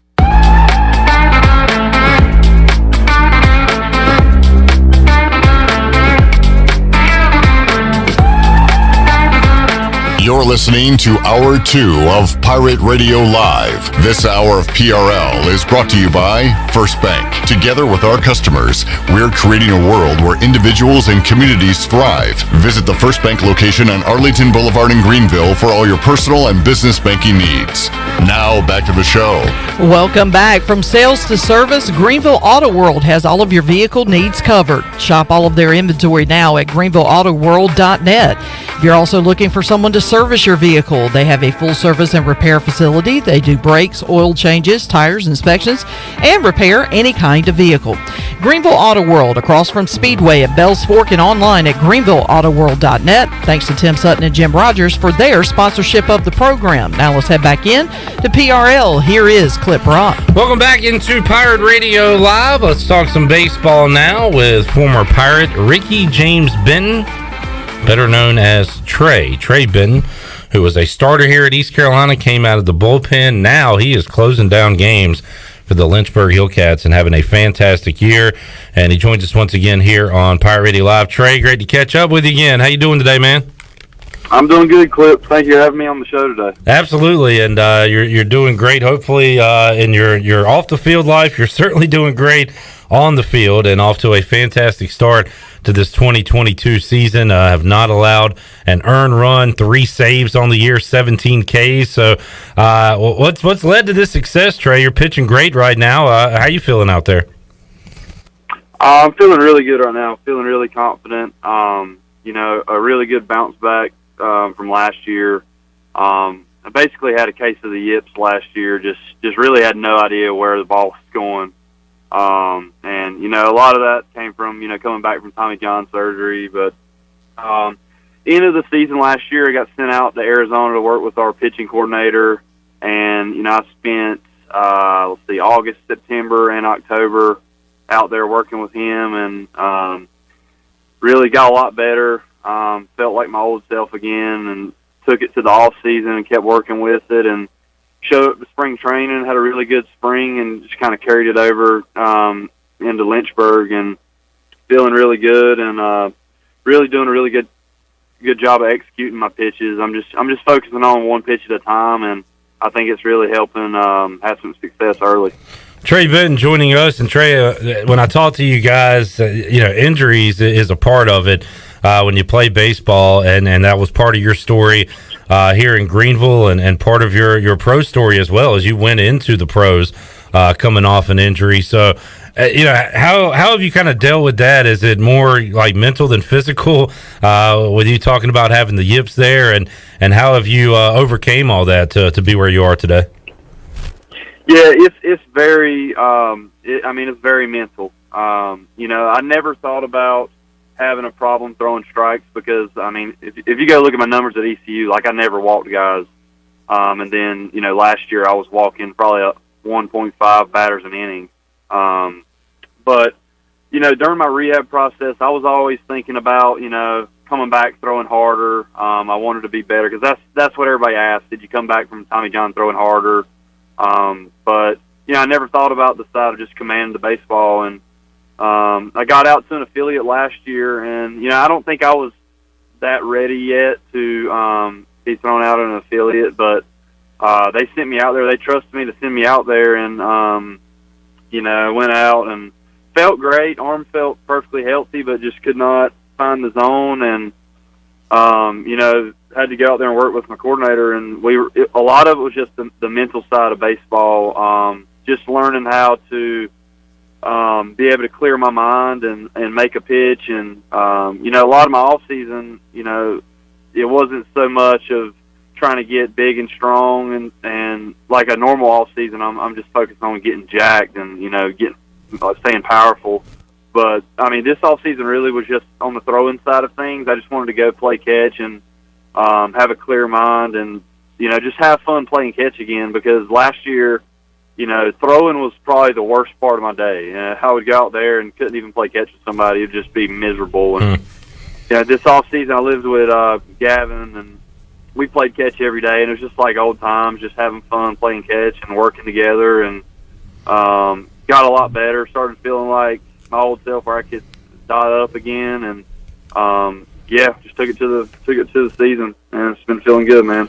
Trey Benton with some awesome numbers for the Lynchburg Hillcats to begin this 2022 season. You mentioned Gavin Williams there. He has been pretty dominant in that Guardians organization, and Shirley Rhodes does a great job of keeping up with all you minor league guys, and we're updating daily on Jake Washer and Alec Burleson and Bryant Packard and all the guys, and it's pretty fun to see. Trey, are you kind of keep up with what's going on with your former teammates as well?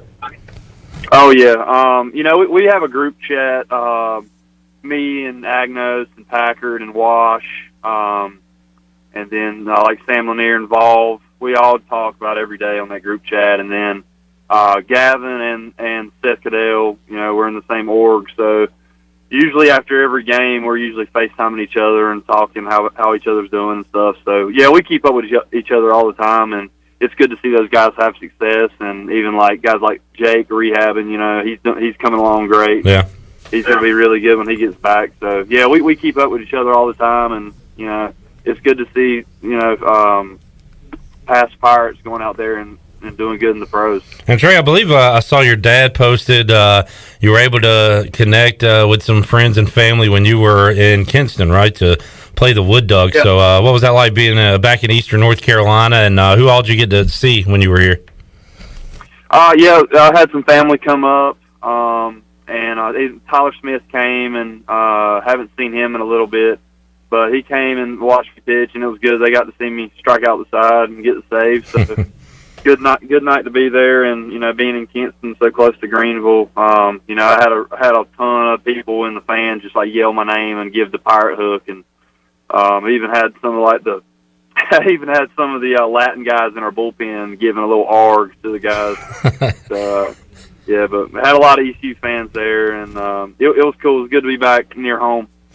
And Trey is from a baseball family and a racing family, as we've learned. We've actually had his dad on the show before to talk about the racing background of the family. But Trey, a couple of brothers playing at UNCW. We actually saw one of your brothers pitch against East Carolina this year. So there's some more baseball guys you got to keep up with. Your brothers down playing with the Seahawks, right?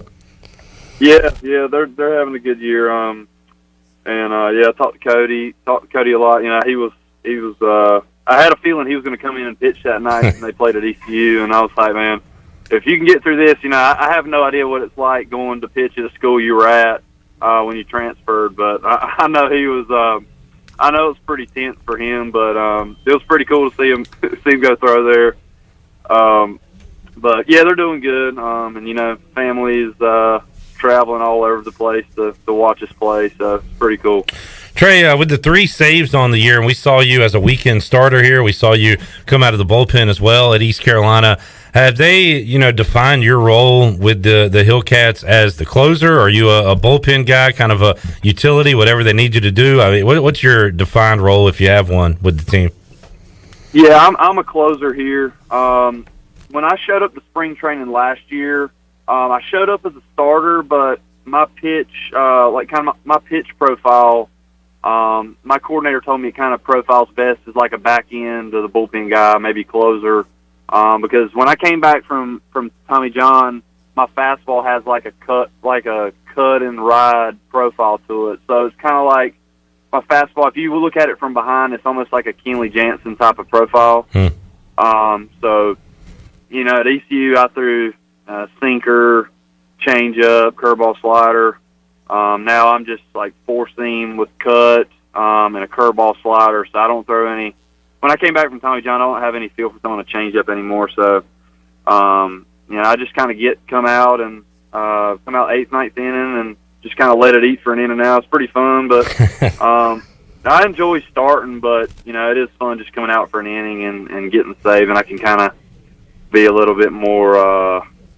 Crazy, I would say, out there. You got to take on that closer's mentality. Yeah. Yeah, I kind of like it. But yeah, I would say I'm kind of a back end guy, closer type now with just how my pitches play. And we've got kind of the opposite going on here at East Carolina this year with CJ Mayhew, who was looked at as our back end guy, who's now become a weekend starter and is pitching very well. And at East Carolina, Trey and Cliff likes to have two-way guys. He likes to have guys that can do multiple things, and it probably helps prepare. I don't know if it stunts your growth from being a particular position or zeroing in one particular thing, but it's probably nice that you get to do different things and kind of be a complete ball player that way. Yeah, for sure. When I got into pro ball, if I would never have relieved at ECU, I wouldn't have been ready to come out of the bullpen in pro ball. But when I transitioned to the bullpen in college, I kind of got that mentality of going out there and kind of being a bulldog, and every pitch matters, especially when you come in late in the game. So that helped me prepare for this. And now, as I get older and you get more wise, you realize that every pitch really, really does matter. And when you're young at ECU and, you're straight out of high school and you go out there and you take some pitches for granted, and that's when you get in trouble. But I think that's why I've had success lately is I'm really dialed in on every single pitch. I know one pitch could be the difference in me, having a zero ERA or, getting a couple nukes hit off of me. So, that's the biggest thing for me right now. I think that's really why I'm having success. Is just really focusing in on each pitch, every batter, and not looking ahead. And it's not too hard to do that when you only have one inning to pitch. So, but yeah, like you said, he's got guys going in roles that they've never pitched in before, and with the culture there, the guys have a ton of confidence, and I know Mayhew's a stud, and it was pretty crazy him going out there and throwing a no-hitter for 9 innings the other night. But you never would think a reliever would go out there and do that. But, yeah. He was a starter coming in, though, so he can go long. But, that's pretty cool to see. We were talking about that in the group chat. We were like, what in the world is going on? And Cliff, he got after me this weekend, Trey. I said earlier this year, ECU, the ship had sailed on them getting an at-large, and here they are mid-May, right where they always are, and playing great and dominating the league. And what was it like being a player on ECU under Cliff Godwin, Trey? Because I've heard stories about how it got easier as time went on, and you learn what it meant to be a Pirate. But I've heard from a lot of players that it was pretty rough early on. How about yourself? Oh yeah, and especially with my freshman year, that was the year that we went. We were just above 500. Oh yeah. And that was a tough year. That was the toughest year there. And the fall after that season, going into my sophomore year, I think that's why we were so good. Those my last 2 years there, just because I think they, like, some of the older guys might have got a little bit complacent, with them winning and going to the Super Regional the year before. And then we got humbled really quick my freshman year, but that's just the culture there. And I know Coach G's got those guys ready to play in the postseason. And I think that's what's that is what matters the most in college baseball, especially early on. A lot of guys were writing them off, and now it looks like he's got them ready to roll into the postseason. And I think all hands on deck. They've got guys going in different roles. I'm seeing like Carter Spivey and Mayhew and Saylor pitching different roles every time, and it's just finding a way to win. And it looks like they're playing really good baseball right now, and they're gonna be ready to roll when it comes time for the postseason. Trey, saw another North Carolina native, Madison Bumgarner, get tossed recently after getting his hands checked by the umpire, and it had nothing to do with what was on his hands. It was the umpire acting a little strange towards him, and Madison took exception to that and ended up getting tossed. What about the minor league level? Or how much are they checking for substances, and what do you need? I mean, is it a rosin bag and that's it? Like, what do you use to get your grip? How much are they looking at that in minor leagues? Yeah, so when I come in the game, if I'm coming in the ninth inning, they're waiting on the mound for me when I'm coming in, so they check me since the game's going to be over after. Yeah. If I do get the save, the game's going to be over. But they come and check me, and they just kind of touch your hand, make sure there's nothing sticky on there. But when you go from Arizona in spring training to over in the East Coast, it's so humid over here. You really don't need anything for grip. When guys were using sticky stuff before it got banned, it was more for just gripping the baseball, because a lot of these baseballs in pro ball are real chalky and it's hard to grip them, and the seams are low. But for me, I just need just a humid air and a rosin bag if it gets too sweaty. But that's one. Yeah, that rule is just kind of nobody really uses any sticky stuff anymore. Not that I've seen, but yeah. The biggest rule difference this year in minor leagues is the pitch clock. It is quick, very quick, 14 seconds in between, and then if you don't start your wind up before it ends, you get a ball called. So I've got a couple balls called on me this year, but that's the biggest rule change to me, the pitch clock. Yeah, and that's for the batter too, right? If they're taking too much time. So have you ever had a strike called that because the guy wasn't in the box? Do they do that too? Yeah, I've had one strike called. They have to be like ready and looking at the pitcher with 9 seconds left on the clock before they get a strike called. But I'll tell you what, it does make the games go by faster. I think we had a game last week that was an hour and 50 minutes. Holy crap! Yeah. Go on about your day. You got my best. Yeah. Also, I saw a Major League pitcher this year, too, saying that Major League Baseball knows what they're doing and having these different balls introduced to the games. Have you ever noticed that pitching in minor league baseball where, hey, this ball doesn't feel like the one I've been using this year, or is it pretty uniform across the board? Oh, I've especially lately when I've seen that on social media about the balls being different. If you really think about it and you grab a baseball, there's the baseballs are all different. Like the other night when I was pitching, I got a ball that the seams were very low, and then I got a foul ball and I got a new ball and the seams were really high. And these balls are crazy, and it's weird because your pitches just play different with different baseballs. So you might throw a really good fastball with one ball and you get a foul, or they get under it and hit a foul ball, and then you get a new ball and you throw one. You try to tell them hey, throw that ball back in. I want that ball. Exactly. Yeah, I don't know what the deal is with that, but I can definitely feel a difference in some of the baseballs. Yeah, that's interesting. Trey Benton joining us today, Lynchburg Hillcats. Trey, what's your week like this week? Where are you guys this week?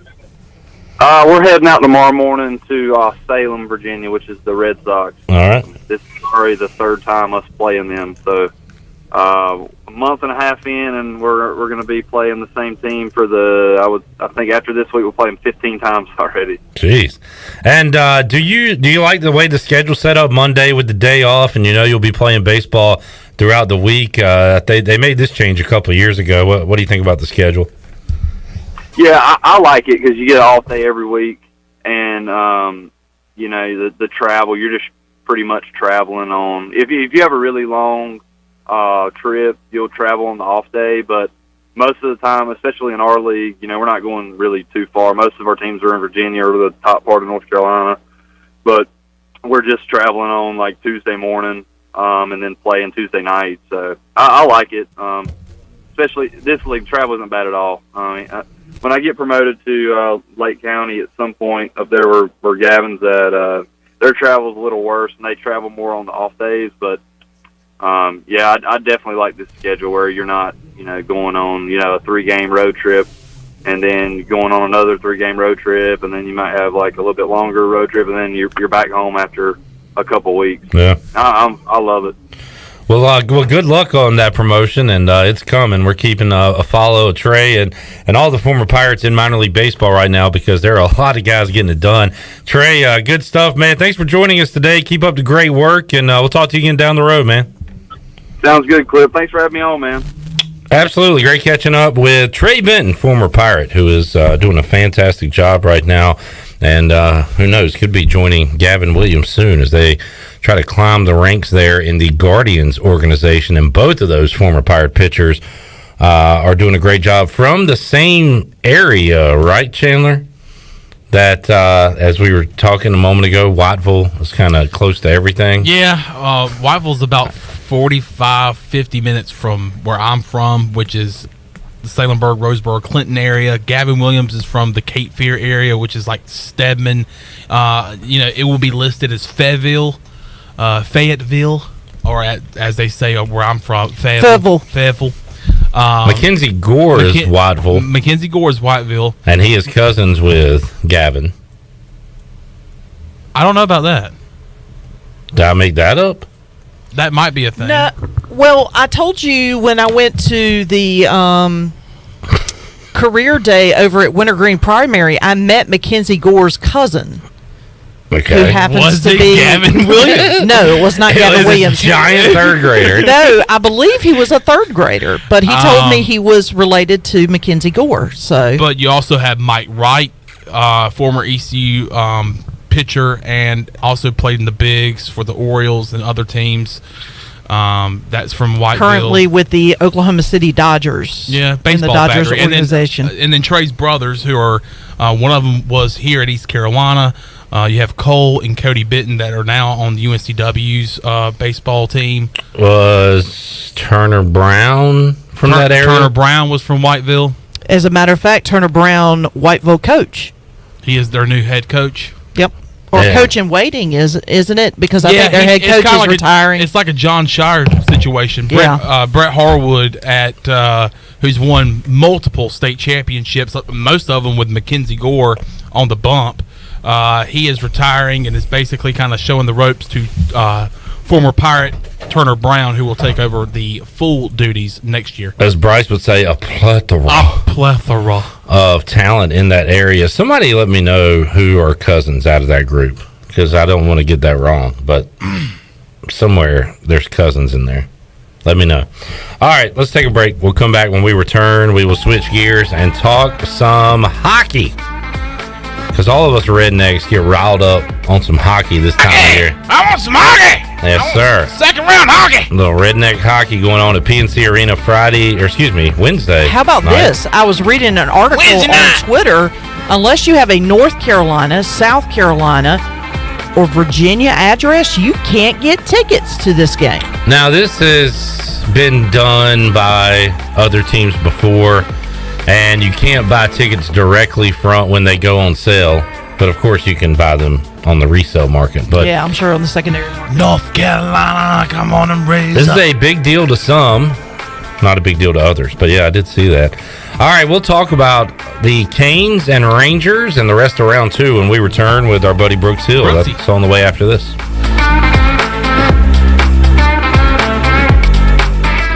In studio with Jeff Stein from Brown & Wood. What's new, Jeff? You know, everybody's thinking we're having some inventory issues in the car business, which some of it's true. For used vehicles, Brown & Wood has a lifetime powertrain on every vehicle you buy from us, new or used. So even when you buy a used vehicle from Brown & Wood, you have lifetime powertrain. We cover the engine, transmission for as long as you own the car. Brown & Wood, your #1 dealership in Greenville and the home of the lifetime powertrain warranty. Hey Pirate Nation, Lindsay Gray here with Carolina Caliber. In 1960, my granddaddy started his firearm business right here in Eastern NC. Still family owned and operated, we have the area's largest selection for outdoor shooting sports and accessories and are one of the nation's top firearm dealers. At Carolina Caliber, we have everything you need from hunting, home defense, and personal protection, including a wide variety for ladies and youth. We buy, sell, and trade. It's a time-honored tradition. Visit us at Carolina Caliber on Fire Tower Road in Winterville.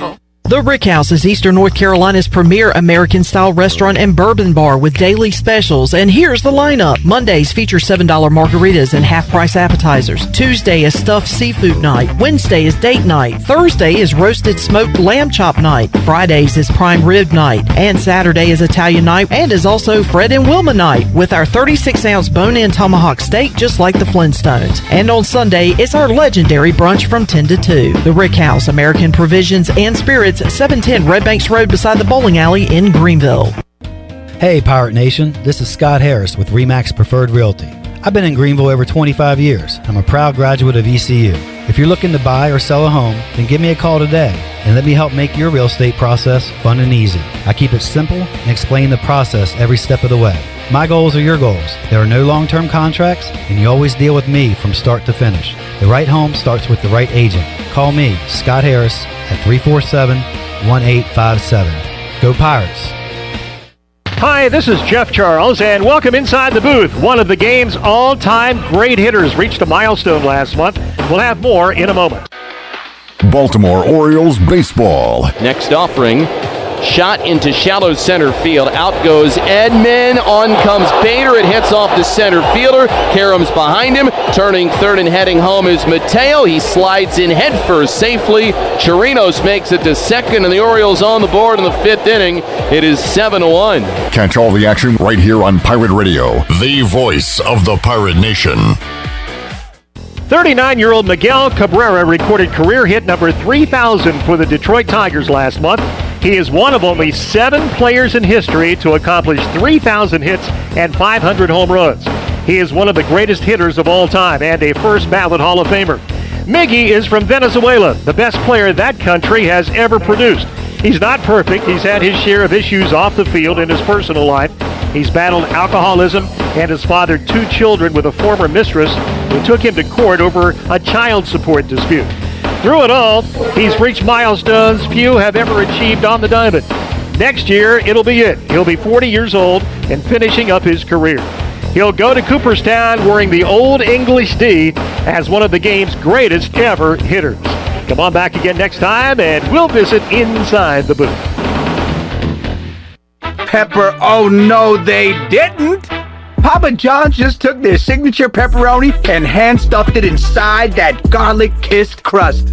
Oh, now that's an epic pepperoni stuffed crust pizza like no mouth has ever seen. Hey, Pirate fans, the Papa John's Epic Pepperoni Stuffed Crust One-Topping Pizza is only $13.99 and is an MVP move for game day or any day. Place your order online at papajohns.com and sign up for Papa Rewards. Papa John's, the official pizza of the ECU Pirates. This is ECU Assistant Football Coach Roy Tesh, and you're listening to Pirate Radio, the voice of the Pirate Nation.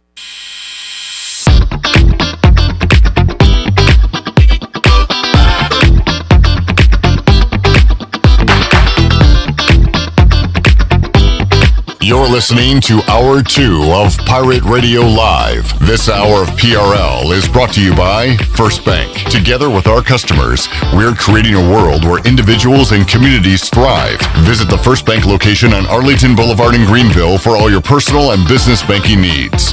Now, back to the show. Welcome back. Do you need custom t-shirts, apparel, or promotional items for your business, organization, or event? Well, keep it local and print it local with University Sportswear. Contact them today at universitysportswearenc.com, the official sportswear provider of Pirate Radio.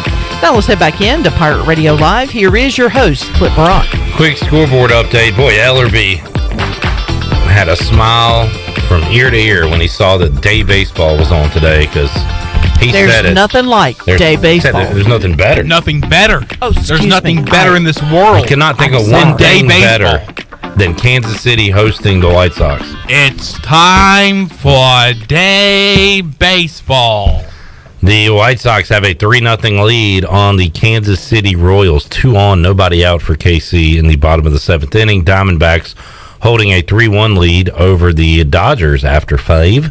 And the Mets blanking the Cardinals right now 3-0 in the 4th inning. Those games going on right now on the Buccaneer Music Hall scoreboard, presented by Dubbuck. For Braves fans, good news. Ronald Acuna Jr. finally back in the lineup for Atlanta as they take on Milwaukee coming up tonight. All right, there is some hockey going on tonight. Battle of Florida and also Blues and Avalanche. We'll talk about that. And the Hurricanes getting ready for their round 2 opener Wednesday night against the New York Rangers. Our buddy Brooks Hill, resident Caniac, joins us here on Pirate Radio Live. Brooks, good to talk with you again. Ready for round 2? What's going on, Clipper? We're in the second round. Good things are coming, hopefully. Canes get through their marathon series with the Boston Bruins. It went 7, and no team won on road ice. And I saw a lot of people going into that Game 7, Brooks, comparing this to the Capitals series from years ago, where the first 6 games went to the home team, and then the Hurricanes were able to get one on the road in Game 7 against Washington to advance. A lot of Canes fans were worried about a reverse situation from that. How about yourself? Did you go to Game 7 there in Raleigh? How nervous were you? I was there. I would say that, the game was on Saturday. Friday, I was thinking, this is the same situation as the Capitals from a couple years ago that you mentioned, Clip. But I also told everybody, by the time I walk into the arena on Saturday, I'm going to be completely 180 to flip around and be all in on the Canes. And sure enough, they came out and played a typical home playoff game in Canes fashion and were able to come out with a 3-2 victory. Also saw leading up to that game, some people on Twitter saying who will be the Game 7 hero, and listed some Game 7 heroes of Hurricanes past. And I don't think a lot of people, in fact, I don't think almost anyone had Max Domi for the answer to that question.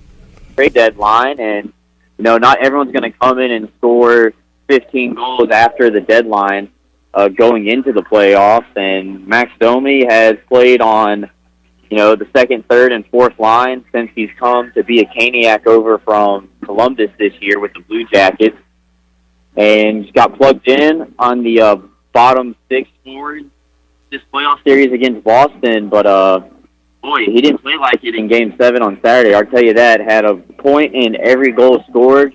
First star of the game, deservingly so. And I guess that's why you go out and you find a guy you like, and it might not be the flashiest guy, but hey, when push comes to shove, you got to have somebody in the trenches on the boards doing the dirty work, and Max Domi was in the right spots at the right time, I suppose.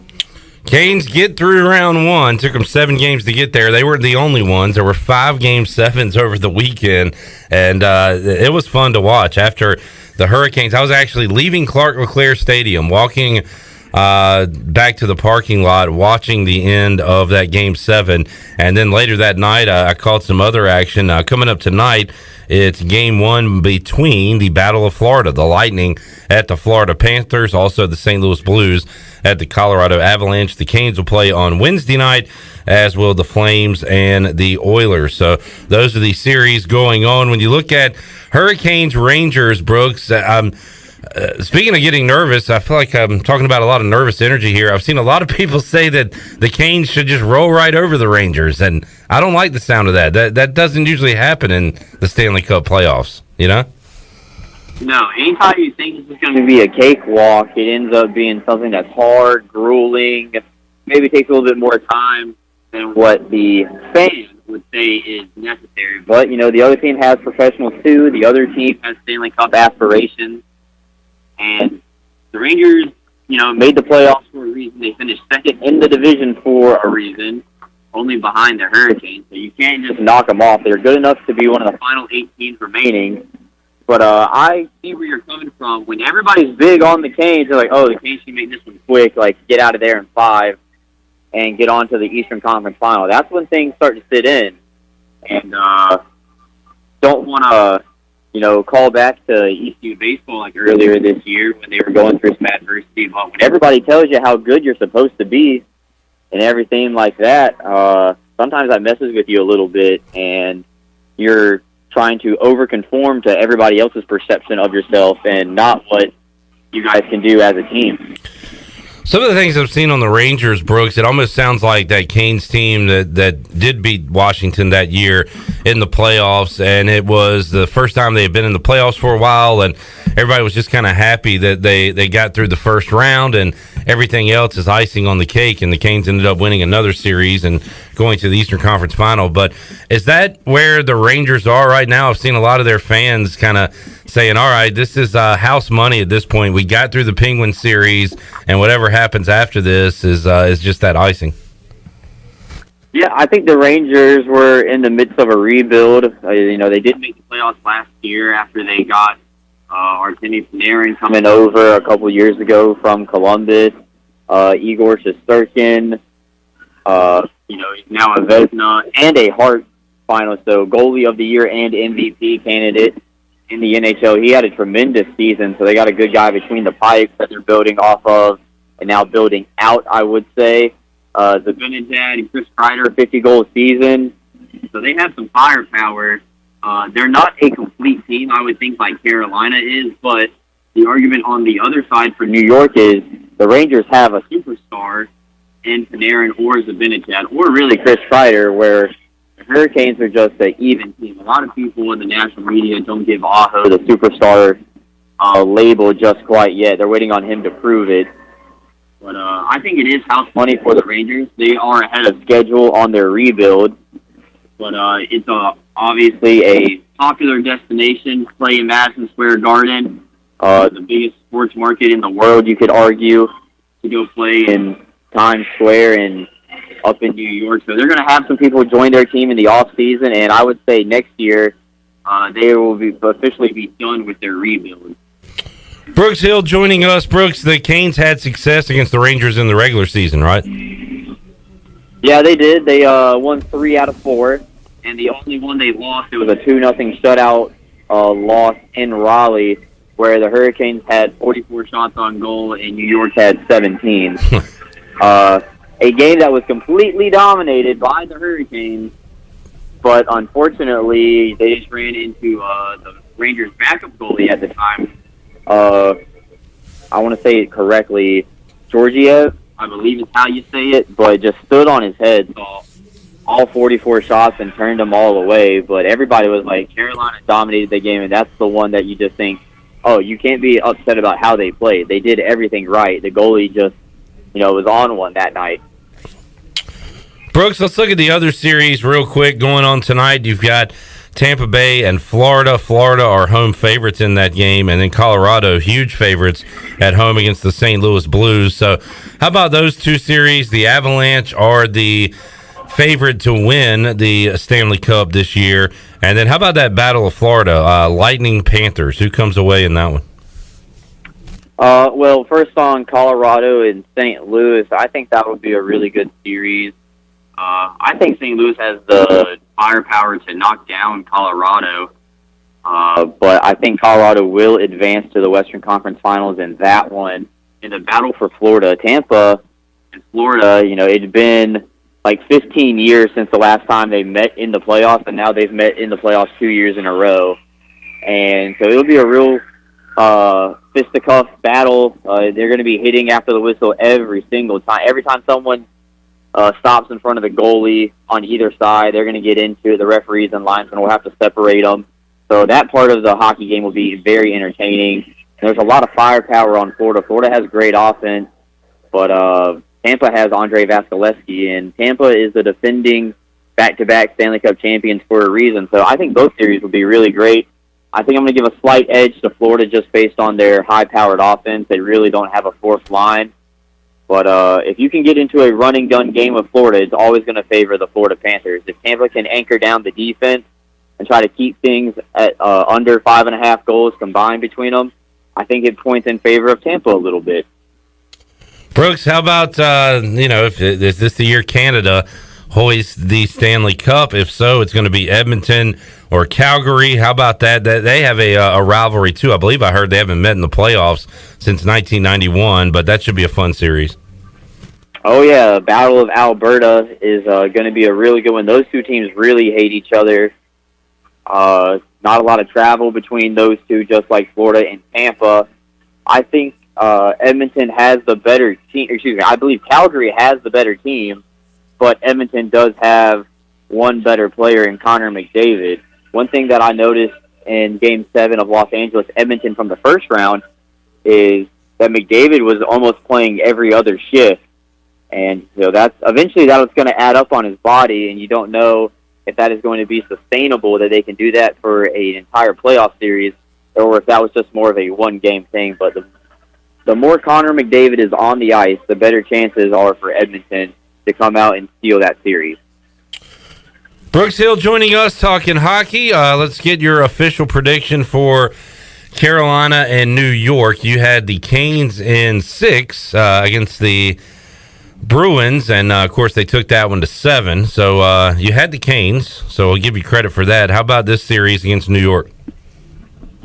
I think this will be, I feel bad just going Canes in 6 again, but I realistically could see 5, but then again, you never know how New York is going to start with that extra day of rest. I personally thought, Cliff, that the series was going to start today, and that was going to be in favor of Carolina having that extra off day where the Rangers were going to have to travel into Raleigh and then practice the next day.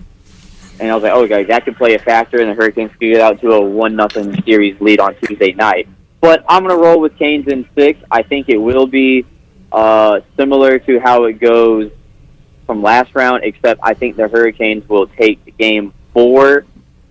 And I believe they actually will lose Game 5 in Raleigh. So I say 2-0 to start, lose Game 3, win Game 4.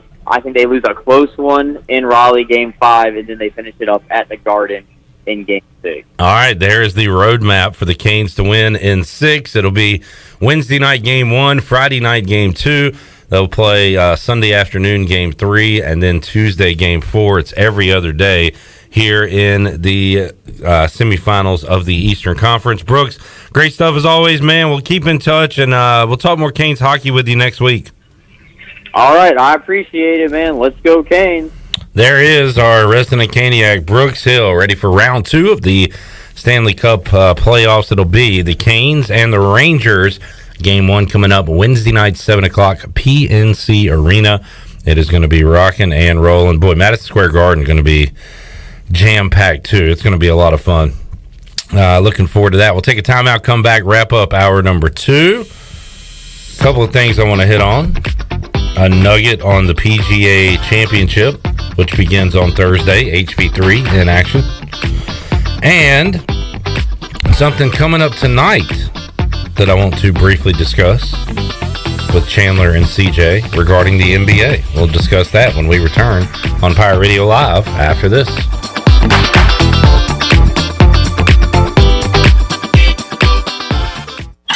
All aboard! Hop on the Emerald Express for a free ride through the Uptown District every Thursday through Saturday from 12 p.m. to 8 p.m. The continuous loop begins and ends at GK Butterfield Transportation Center, but you can hop on and off at any of the 13 stops. With stops along Dickinson Avenue, Evans Street, the Town Common, and more, the Emerald Express is the perfect way to travel in the Emerald City. This trolley runs every 20 minutes, but don't worry, the stops are all footsteps away from all the businesses in the Uptown District. This is Martin Truex Jr., and as a NASCAR Cup Series champion, I love one-stop shopping. When I need fresh tires or fuel during a race, my pit crew takes care of everything. Off the track, I have an auto owner's independent agent. They handle all my insurance in one place: car, home, life, and business. Get your own pit crew and find a local agency with auto owner's insurance. This is Jeff Gibson with Town Insurance in Greenville. Call me today at 756-8300. Go Pirates! Thinking about takeout tonight? Familia can make everything real easy for you with a great selection of Italian food and more. Visit FamiliaNC.com to see the full menu featuring pizzas, pastas, salads, and homemade desserts. Place your order online or call 689-6330 and Familia will have your order ready in their convenient drive-through window for pickup. Finish up a busy day with a great dinner for yourself or your family from Familia. Familia on Fire Tower Road near Pitt Community College. The convenience of Pitt Greenville Airport is waiting just outside your front door. Service is back, so you're connected to destinations worldwide through flights from American Airlines. Plan your next trip. Book your flights today at flypgv.com or aa.com. Avoid the long check-in lines and congestion at the big airports and fly local at PGV. Fast, convenient, and close to home, PGV has more American Airlines flights. Book today at aa.com. PGV, where the pirates fly. When I need jeans, I order online because I know exactly what I want. They have just one moving part, and if there's something wrong, I exchange them. Buying a vehicle, especially pre-owned, is way different. Lots of moving parts. You don't want to get stuck. For a worry-free purchase, visit Phelps Chevrolet. We've been here in town a very long time. You know us. You know we stand behind everything we sell. Phelps Chevrolet in Greenville. Come get you one. Your first stop for shopping is at Shimmer Boutique. This is Ashley from Shimmer. We are fully stocked with the latest apparel, shoes, and accessories and more. If you need gift ideas or some shopping therapy for yourself, stop by today. Looking for the hottest shoes on the market? Shimmer has the biggest selection of Hey Dudes anywhere. Shimmer has the newest Yeti products and colors. Want this year's most popular bag? Shimmer has a great selection of all your bog bag needs and accessories. Shimmer in Greenville, Winterville, and Jacksonville. At Jimmy John's, we don't make sandwiches. We make the sandwich of sandwiches. We use fresh veggies because we don't hate salads. We just feel bad for them. We make our sandwiches exactly how you want because you're the one who's eating it. And we bake bread all day, every day because stale bread isn't bread. It's croutons. Sandwich history is written by the victors. Good thing we have legible handwriting. Jimmy John's, the sandwich of sandwiches. Order pickup or delivery on the app. Hey O's fans, 2022 Orioles single game tickets are on sale now. Come celebrate the 30th anniversary of Oriole Park at Camden Yards with tickets starting as low as $10. Relive your favorite moments and make new memories this season. Choose from your favorite homestands when the O's take on the New York Yankees, Washington Nationals, and Boston Red Sox, or fan favorite giveaways like Birdland Hawaiian shirt and collectible bobbleheads. Experience the ballpark that forever changed baseball. Buy now at Orioles.com/tickets. What's up? This is Bryce and World, and you're listening to Pirate Radio, the voice of the Pirate Nation.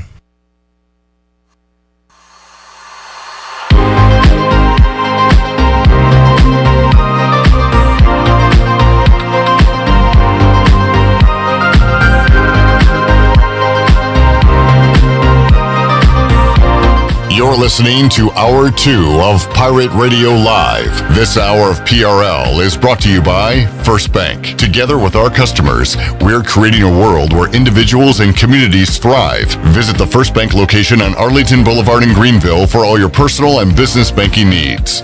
Now, back to the show. Welcome back for the latest breaking news, interesting stories, and awesome contests that can make you a winner. Be sure to follow Pirate Radio on our social media on Facebook, Twitter, and Instagram at PR927FM. Join the over 55,000 followers today. Now let's head back into PRL. Here's Cliff. Back with you on PRL on a Tuesday. Got Bryce Williams joining us. We'll play the 5-second game with Bryce Williams. Something I thought of last night. Coming up. Hour 3. The game has been revealed. What is the 5-second game? We'll see. All right, the name of the game has been revealed. Yeah. Because I was going to say earlier when Ellerbe was on that you could, like you were saying, I don't want to give too many examples. I was like thinking, could you give what the game is without giving an example? We're gonna go around the room and name things, and you have 5 seconds to name it. Okay. And it's called the 5-second game. All right, I like that. And we're gonna do that. And I can tell you who is not a good contestant for this game. Bryce and it's the guy that's coming on the show here in about 10 minutes. Bryce Williams. Dang. All right, a couple of nuggets. Chandler, you may have said this, but I don't think you've said it. But if you did, I'd like to apologize. I might be pulling a Chandler. PGA Championship coming up Thursday. Did you know that this man is in the PGA Championship? I did not say that, but I am glad that we get to announce that the legend, John Daly, is in the field for the PGA Championship. I saw a cool, neat story, a funny story.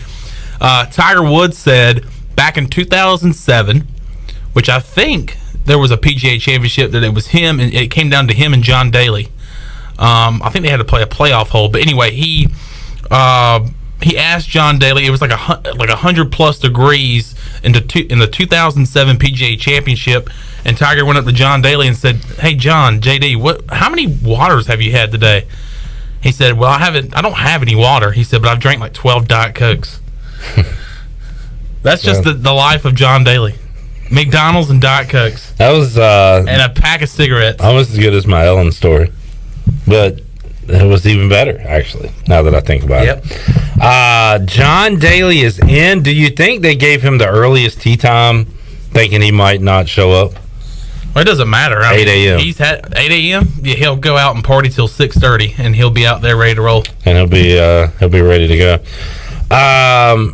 Who is the name of this guy?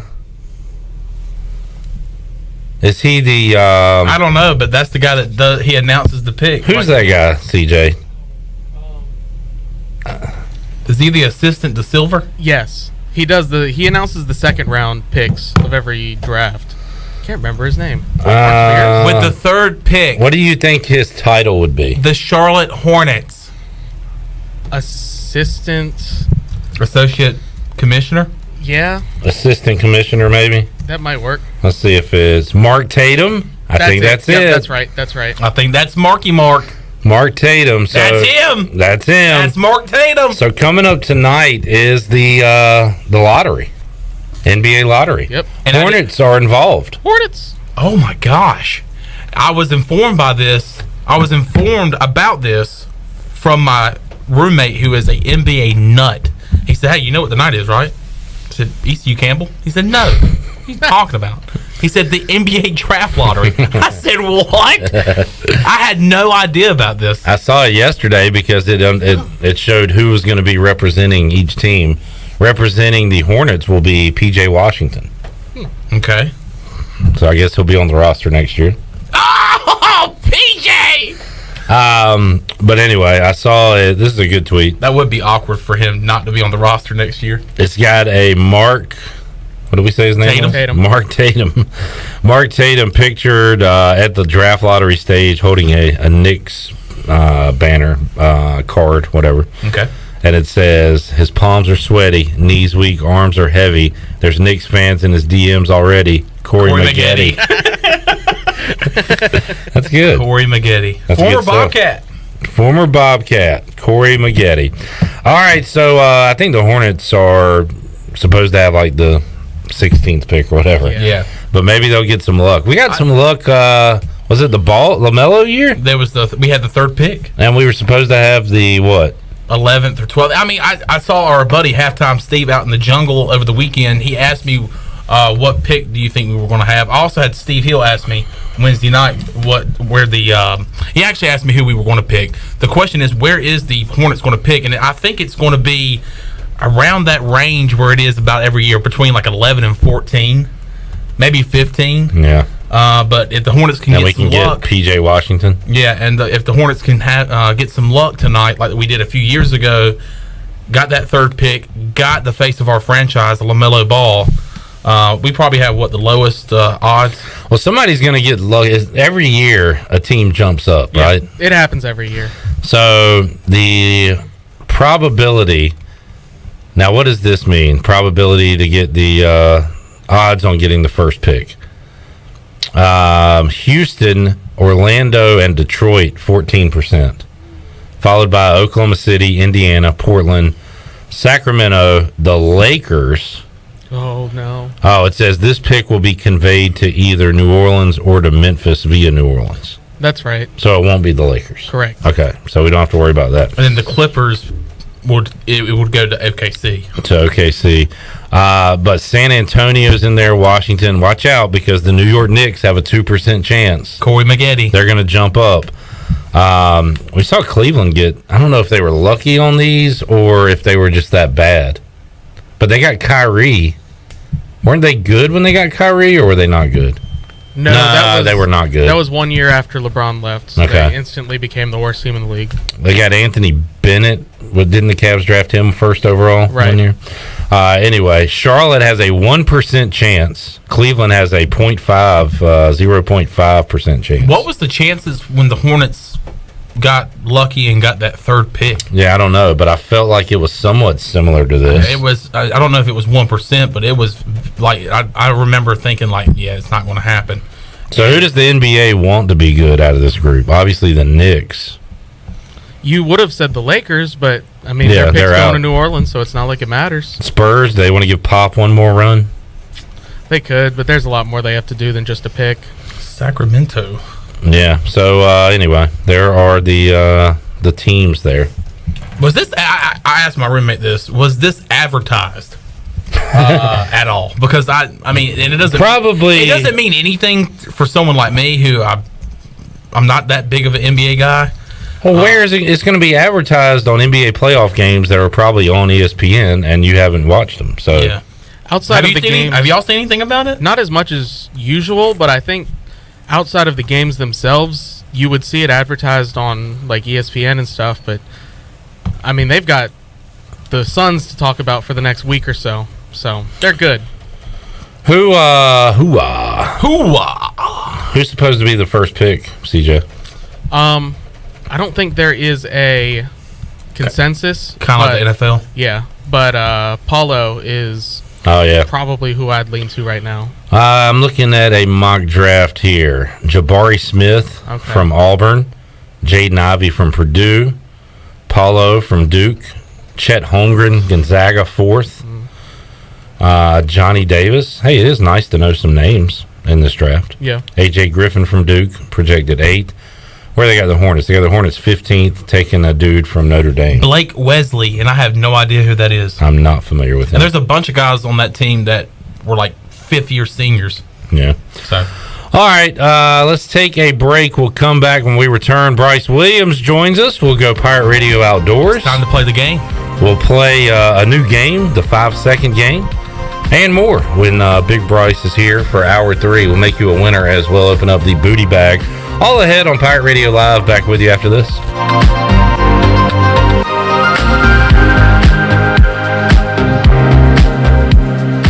Millions of illegals crossing our border every year. It's a full-blown crisis. The very first thing they've done in America is defy our rules. They're lawbreakers. And just like Joe Biden, politicians like Sandy Smith would reward their lawbreaking with amnesty. Probably because Sandy Smith repeatedly breaks our rules herself. Smith won't follow ethics rules by disclosing her financial investments and conflicts of interest. Sure makes you think Sandy Smith's hiding something. And Sandy Smith went bankrupt, owing her creditors thousands without paying, then failed to pay her taxes on time. Bankruptcy, back taxes, and amnesty. That's shady, but that's Sandy Smith. Want to stop lawbreakers? Then stop Sandy Smith. Congressional Leadership Fund paid for and is responsible for the content of this advertising. Not authorized by any candidate or candidates committee. www.congressionalleadershipfund.org.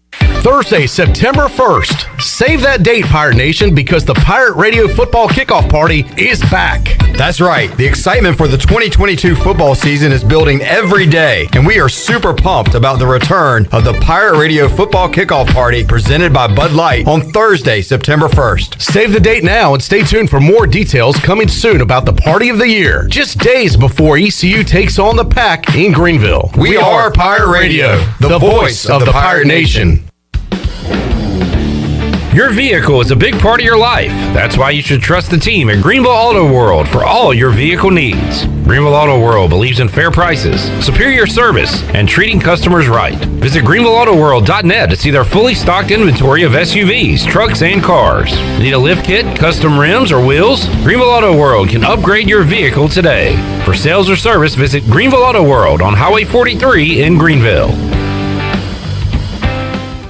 Welcome to US Cellular. Yeah, hi. I want a new phone for free, but not just any phone. I want the newest, fastest, most storage holding 5G unlimited data using phone in here for free. Sure, your choice. Really? Yep. At US Cellular, we put you first. So choose any phone from any brand free. Plus, get unlimited data for just $30 a month. US Cellular, America's locally grown wireless. Terms apply. See uscellular.com for details. This is Brandon Tate, owner and operator of Atlantic Wireless, an authorized agent for US Cellular since 1997. Visit AtlanticWireless.com to find the store near you. We go beyond the call. Warren's Hot Dog Pizza, homemade lemonade. Hey, Pirate Nation, Warren's now has 2 locations, in Greenville across from Ron Ayers Motorsports and the Chocowinity location next to the fire department. Stop in today for hot dogs, pizza, subs, apple and peach turnovers, homemade lemonade, and breakfast in Chocowinity featuring homemade cheese, ham and chicken biscuits, plus sausage dogs and more. Warren's Hot Dogs. Want some? Get some. Go Pirates.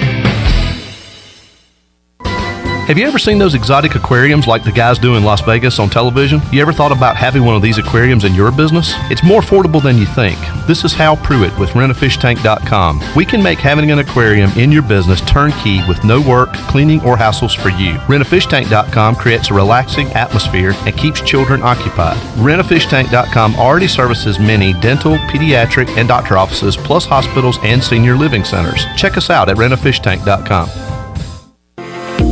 Hey Pirate Nation, this is proud ECU graduate and former baseball player Brandon Manning inviting you to join my team at Farm Bureau Insurance. Right now is a good time to review your coverage with a local trusted agent like me. I will make myself available before or after business hours, and my clients always have my cell phone number if they need anything. From home, auto, or life, give me a call today and let's talk about your insurance coverage and about the Pirates. Call 531-1812 and go Pirates! This is Pirate Radio, WGHB Farmville, 1250 and 92.7 FM Greenville, WDLX Washington, 930 and 104.1 FM Washington.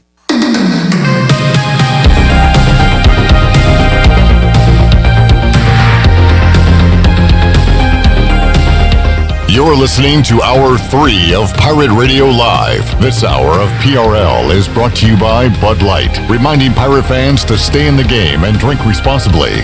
Bud Light, the official beer of the ECU Pirates, and proudly distributed by Carolina Eagle Distributing since 1989. Now, back to the show. Welcome back. At Angel Oak, they continue to make customer service a #1 priority. A local mortgage advisor is the key to your transaction success.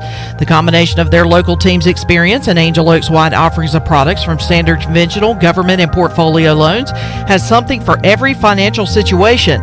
For more information, call Talbot Green, Braxton Green, Joanne Weir, or Wanda Hager at 751-2060. Now let's head back in to Pirate Radio Live. Here's your host, Clip Brock. Alrighty, hour 3 of Pirate Radio Live here on a Wednesday. Your Bud Light ECU report. Pirates in action tonight against Campbell. Last midweek game of the season. Chan, man, you going out there? Yeah, I'll be out there. All right. I was out there all weekend long, and I will be out there tonight. You're a jungle dweller. I'm a jungle junkie. And a content junkie. Will you be out there with all your content? Absolutely. Catch me out there.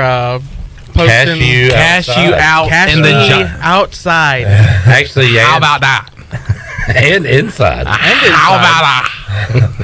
Are you on one? I'm on for hour 3. Yeah. All right. I'm ready to play this game. Okay, relax, man. We're gonna get to it. Oh, we got games here. I thought of a game, Bryce. I like games. All right, fun and games.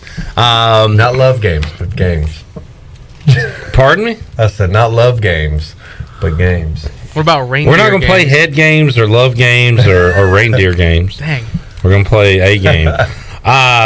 But right now we are we're right here in the midst of the Bud Light ECU report. Oh. And the other news of the day, East Carolina has a new basketball commit, a 6'7" Spaniard. Eddie. From Spain, huh? A Spaniard from Spain. Named Eddie. Valentino Pinedo. 6'7" forward from Madrid, Spain. So we went all the way to Europa to find a college basketball player? Well, he came to the States last year, so he was in the continental United States playing in where, Chandler, you may ask? Kansas, Sunrise Christian Academy. Okay. But so we went all the way out to Kansas. Yes. Wow. And found a Spaniard. And then on the East Coast. Though. He clicked his heels and said, "I don't think I'm in Kansas anymore. I'm in Greenville, North Carolina." Yeah. All right, that was good. Because I saw him Saturday at the baseball game with Mike Schwartz. Nice. The new head coach. Schwartz. Off of A Christmas Story. What's that reference? That's when he told his mom Schwartz was where he heard the cuss word. I'm pretty sure it was Schwartz. Can anyone confirm that? We've been doing what was the reference? Spaceballs. Made the Schwartz be with. Everybody was doing that reference, and Bryce Williams has his own. You ever seen Spaceballs? Yeah. It's around the same time as A Christmas Story. It's I've never 80s. seen it, actually. That is a parody of Star Wars. Oh, okay. John Candy. Spaceballs. Rick Moranis. Funny stuff. All right. I guess we'll get to the game. Do we have any other ECU news? Well, I saw Snead got signed. Tyler Snead signed by the Steelers, and trying to get up with him so we can get him on the show here. But how about that, Bryce? Yeah. And we talked last week about these guys getting scooped up immediately after the draft, like Jaquan McMillan. But you said that you've been a part of tryouts before and guys coming in later, and Snead was not immediately picked up by a team, but guess he got one of those invites and impressed while he was there. That's exciting because for me, I was able to get signed, and then obviously you go through rookie minicamp, and then there's guys who are trying out during that, which the shot of them really getting called back from what I've seen is few and far between. So for him to get signed at a tryout, that's great. That's all the congratulations to Tyler. I figure if someone would sort of see him, see how he practices and his energy, and just obviously the playmaking ability he has. I think they got something in a good player with him, and something some guy to scat around. Yeah. Now go ahead, Shirley. I'm sorry. No, I just wanted to confirm that it was indeed Schwartz that told Ralphie, supposedly told Ralphie that he learned a cuss word from, and then Schwartz subsequently got his tail What? Yeah, and the mom just basically tore his tail up so on was the he phone. The friend? Yeah, Ralphie basically sacrificed Schwartz to save himself. Yeah. Yep. Good call there. Threw him Bryce. under the bus. Do you watch that like every Christmas? Yeah, it seems to just happen. Yeah, it's like I don't ever watch it, but it's always on. We so you put the just marathon on, Yeah. so it's in the background, Yeah. basically. Bryce, whenever you did go through those rookie mini camps, was there ever like veterans that were trying out? Because I did see the Carolina Panthers. Now, don't get mad. I know you don't like the Panthers, and I don't blame you for that. But the Panthers in their rookie mini camp, there was a name that popped up that was very familiar. Ryan Switzer, that used to play at Carolina, was also a part of that list. So was there any kind of veteranship there in that group? Dang, like this year? Yeah, this year. Wow, because he's a year behind me. But dang, that's odd. But guess maybe he wanted to go in for another week. I mean, like a few days to maybe learn the playbook. But I don't recall having any. Maybe some, because I went to Patriots rookie mini camp and then Seattle's rookie mini camp. So that was my second year, and then the third year I didn't do a rookie mini camp. But I think there was some like 2-year guys, 3-year guys who are kind of bouncing around. Yeah, that'll go and stuff. And I mean, it's good. You kind of get a crash course of the plays and everything to get ready for OTAs. Yeah, I thought it was very weird to see that name pop up there. So as you came in, I was thinking and we brought up Tyler Snead, and I thought maybe you had that similar situation. But that was just very strange to see. Oh yeah, like even it was fine. I thought it was just for rookies, which I expect to at the Patriots. So then like I'm a second year, I'm thinking, I got a year under my belt. And then when Seattle's like, when they signed me, they're like, well, we want you to do rookie mini camp. I was kind of like, what? But it was fun to do, and I did well, and it was a good time. I was looking at 2022 important dates for the NFL operations, and unfortunately they run out in April. I wanted to see what was next. So you've got it has the last thing is the draft, and then you've got the rookie camps. And so when are the OTAs? The OTAs, I'm pretty sure, should be following up. Rookie mini camp was the last one. I think they should be sort of starting. I think they got involuntary workouts around now. OTA should be starting either this week or next week. I mean, they should be fairly soon. Yeah. So you've got all that going on, and I wanted to get the schedule. Okay, here's might be something. NFL offseason workout program dates announced for all 32 teams. So the Cardinals, for example, OTA offseason workouts May 23rd through the 25th, June 1st through the 3rd.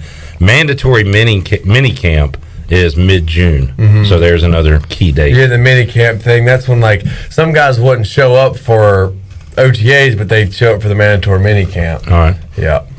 All right, there you go. That's what's on the NFL calendar there. All right, Bryce Williams joining us. We'll go Pirate Radio Outdoors later. Also open up the booty bag, have a giveaway.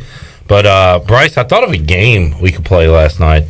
I like games. And well, it started with like just we could play it here when you're not here, but like just all sports related.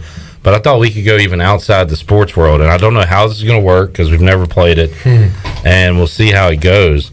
But I thought the 5-second game where we're going to have a topic, and we're going to go from person to person, and you can call out any person you want in the room and throw them the next question.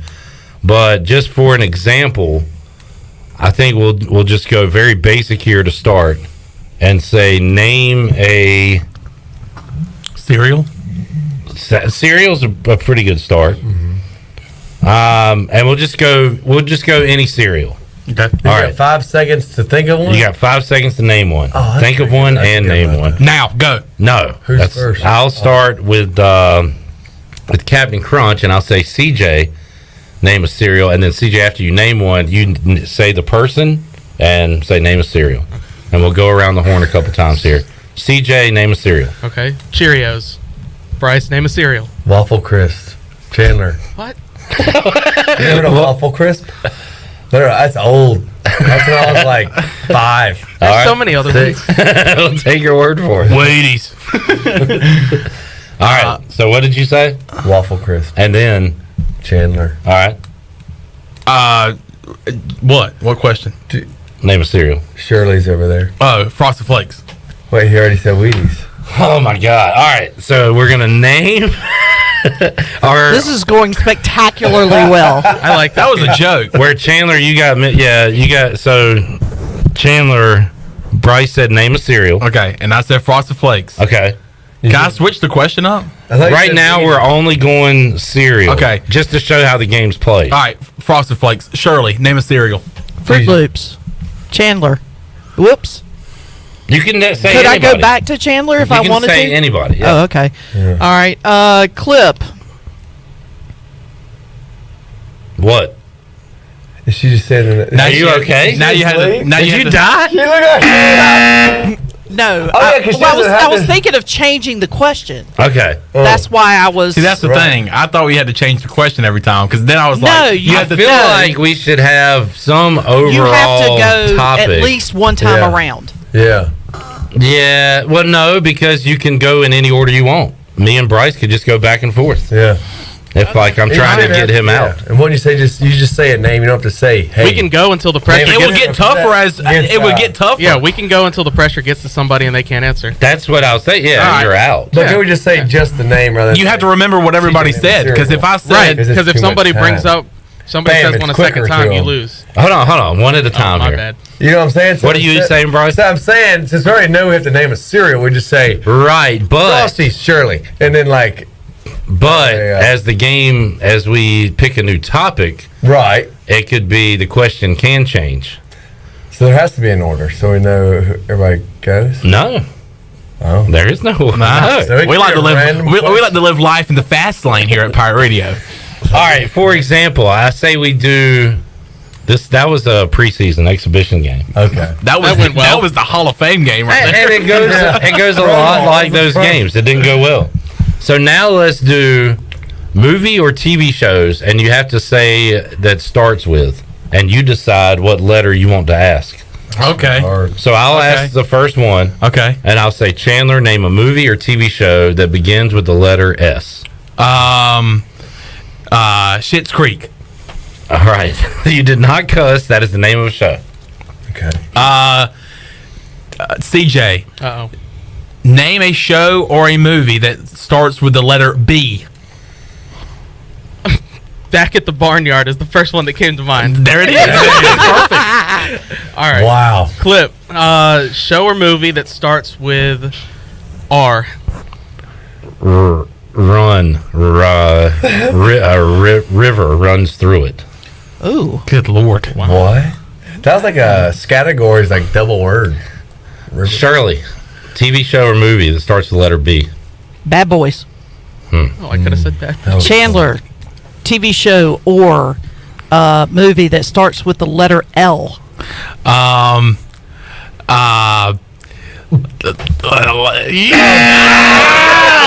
He gone. That 5 seconds, I thought it seemed long, but I guess when you're Shirley, your question again.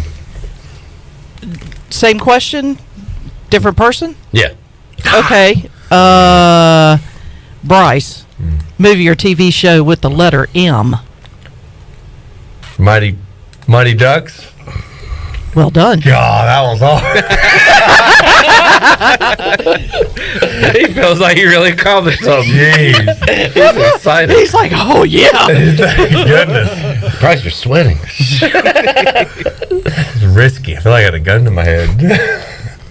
Whoa. Keep it going. Your turn. Let's go. Oh, it's my turn. Come on, Bryce. We were talking. All right. This is like you at Virginia Tech when you scored a touchdown and didn't go out there He for the extra celebrated. Yeah. Hey, Clip, movie that starts with the letter Q. Oh, that's tough. Queen's Gambit, Netflix. Wow. Now Oh, you that was said impressive. movie. Movie or TV show. It's movie or TV okay. show. All right. Yeah. Shirley, movie or TV show starts with letter H. Letter H. Hackers. Man, impressive. Movie or TV show. CJ with the letter V. Whoa. Oh, I know that one. Victorious. All right. Yep. Good one. Chandler. It's out of the game. I'm out of the game. Oh, okay. we'll So when you get reset. one wrong, Yeah, we're you're resetting. I'm out of this round. We'll Okay, reset in a moment. I You're got you. Dunsky. All right, let's go. Clip. Movie or TV show. Letter H. How I Met Your Mother. Dang. Oh, good one. Bryce, movie or TV show that starts with the letter W. Wonderland. That's it, right? Yeah, Wonderland. Count it. Oh, okay. All right. Okay. Something about an amusement park or something? Or Yeah. you made that up. All right, let me Google it. Gotta Google and see it. Make sure we got You it. might be It's out. correct. You might be with me in the. We're in the crap hole. Yeah. Crap Wonderland. Let's see. Movie? Yeah, here we go.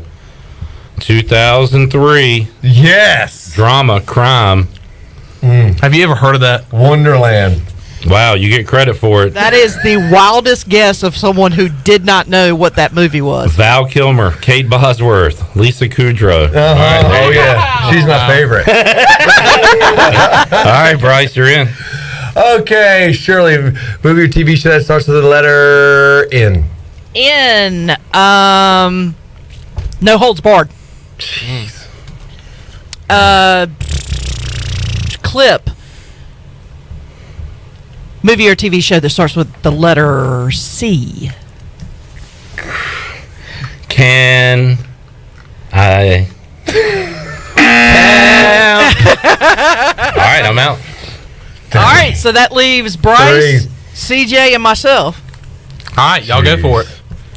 You. Shirley. Oh, is it back to me? Yeah, you asked them the question. Okay, Bryce, movie or TV show that starts with the letter Z.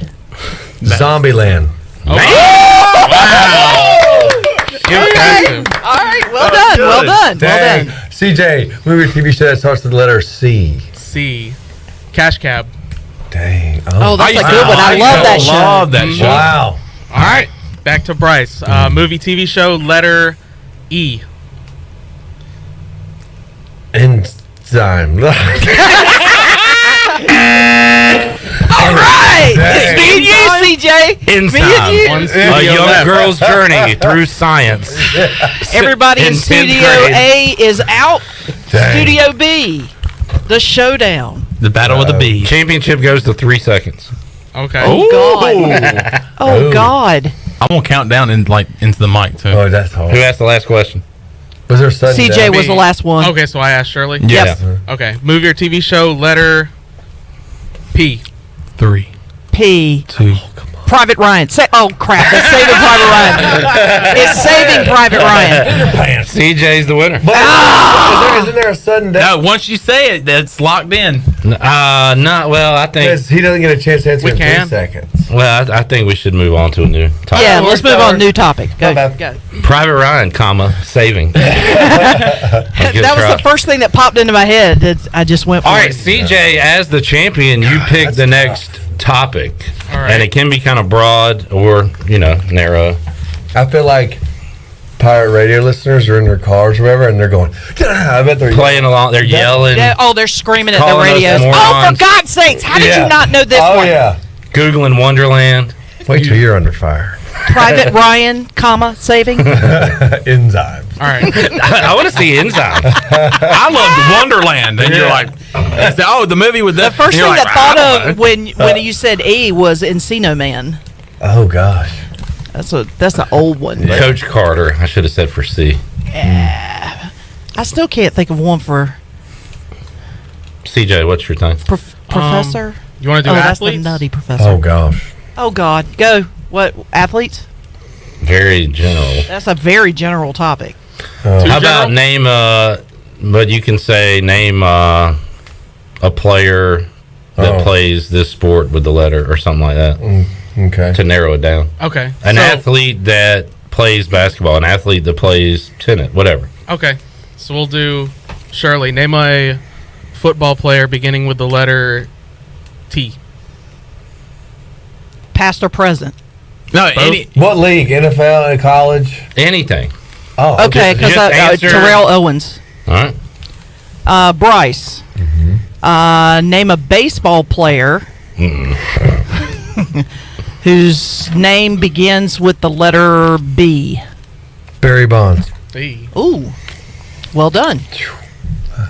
Okay. Oh, I'm up. Clip. Yeah. Name a tennis player that starts with the letter S.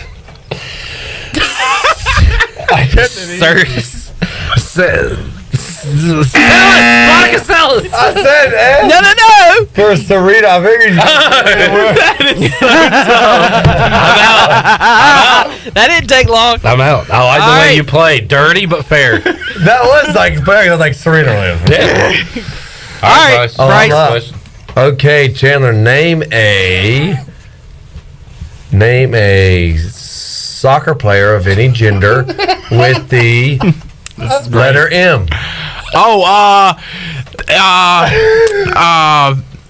Jesus, soccer player. Mia Hamm. I mean, that was a long 5 seconds. Sorry, you know what? I was not counting, but it was too late. That was fine. Sorry, I was not Are we doing counting. first and last name or?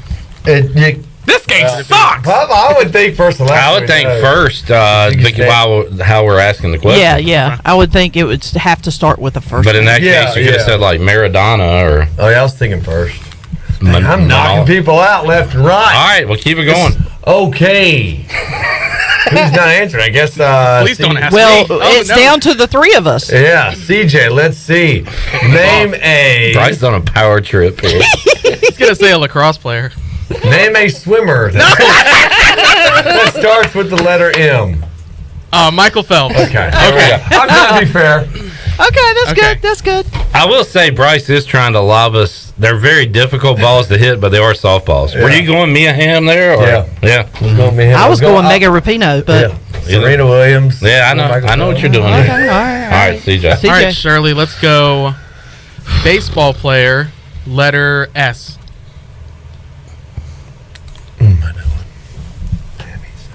Oh my God, I'm out. Sammy Sosa. I was thinking Sammy Shohei. Sosa. My brain just went completely All right. blank. I was Down thinking to two. Stan. I was Oh, like, gosh. is there a guy named Stan Steve? Stand the usual. Steve. All right. Steve Harvey. All right, Bryce. Football player, past or present, letter. Let's go B. Not you. Barry Sanders. Okay. That's how it's done, folks. My goodness. Okay, CJ. Let's go with a basketball player. And, past or present, starting with the letter L. L. Luke Kennard. Why is that who came to mind? I was going Larry Bird, but Wow. okay. Dang, I was thinking Latrell I wish it was a 3-second round. All right. Lester Oh, Lyons. wait. Oh, wait, it's supposed to be, isn't it? Yeah. Was that more than 3? Probably. Bryce wins. All Way right. to go, Bryce. All right. You want to do one more? Yeah, let's do one more round. All right, one more round.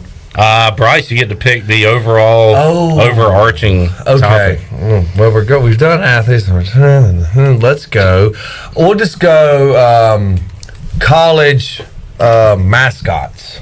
I think that should be pretty fair, right? College mascots. So what do we? Okay. With the letter, we just pick a letter. Okay. Like this, like same thing, just college mascot. All right. So you All asked right, the question. We'll give a clip. College mascot that starts with the letter B. B. Bears. Cow Bears. You could have just said Bears. Yeah, but you don't have to. You can just say a word. Who's? Do you not specify? Who's? No, I mean, I would think like the college. No, at mascot, it will start with the letter. The letter. University. Yeah. You can Yeah. reference the university, but the mascot has to start with the letter. Yeah, Bears. Yeah. Who's that? Cal Bears. Cal Berkeley. Oh, I thought he said cow. I thought he said cow, too. C-O-W Bear. Cow Bears. You don't know what a cow bear? I shot There's one. never yesterday. enough of it. A cow bear. You need absolutely more cow bear. The Cal Bears. Did I play right?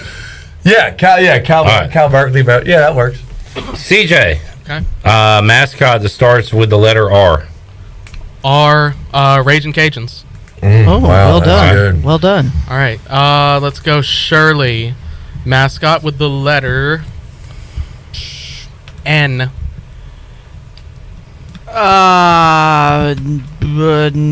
Yeah. Is there one? That's I what don't I'm know. Nittany 'cause- Lions. That's who I was thinking. Nittany Lions. wow, I yeah, wouldn't that's have. a That good would have one. never crossed my mind. No. All right, CJ. All right. Chandler. Let's go letter T. Tigers. From Too what? easy. Let's go. Represent. All right, let's go. Bryce. Letter. College mascot. The letter Y. Yaleman. I don't. No, you have to have one or you're out too. Did you just make that up? There has to be one. No, there has to be a mascot in existence. Ah, there is one. There is one. Mm-hmm. All right. Young man. You're in, but you're on thin ice. Do you know one? Uh-oh. See? You don't even know the answer? He should be out for that. No, you're out. I'm going to let him He's in out. this time, but Oh, come on. That's not fair. I know that's not fair. What is one? Yellow Yellow Jackets. Jackets. I didn't know we had a. All right. You can't just say it. You can't just If there's randomly not say one, you can't do it. Well, I mean, But you're still in. You're in. You're in. Oh yeah, Georgia Tech Yellow Jacket. All right, you're up. Let's go. Wait. Q. Oh, okay. Shirley. No, she's out Oh, too. I'm out. CJ. Chandler, get it together. CJ. The letter. Now I gotta think. You're out. Me and the letter CJ, C. You The are letter out. C. You're way out. The You letter should have been C. out before. You're out now. I'm still in. I answered. All right, CJ, it's me and you. Are you serious? Yes. I'm still in. I answered. No, I gave a damn question. It was not answered. I just asked another one. C. You just asked another one. It took you way more than 25 seconds to ask another one. I said I gotta think of one, and I did. C. CJ. The letter C. Oh, are we actually doing CJ. that? The letter C. I thought you said he was out. No, I'm not going to be out. He blew a fuse thinking of the letter Y. CJ. Another chance. C. That's the sound of this bit going straight into CJ, the all right, ground. Taylor, ask me. All right, clip. Hurry to hell up. Clip. The letter A. Anteaters.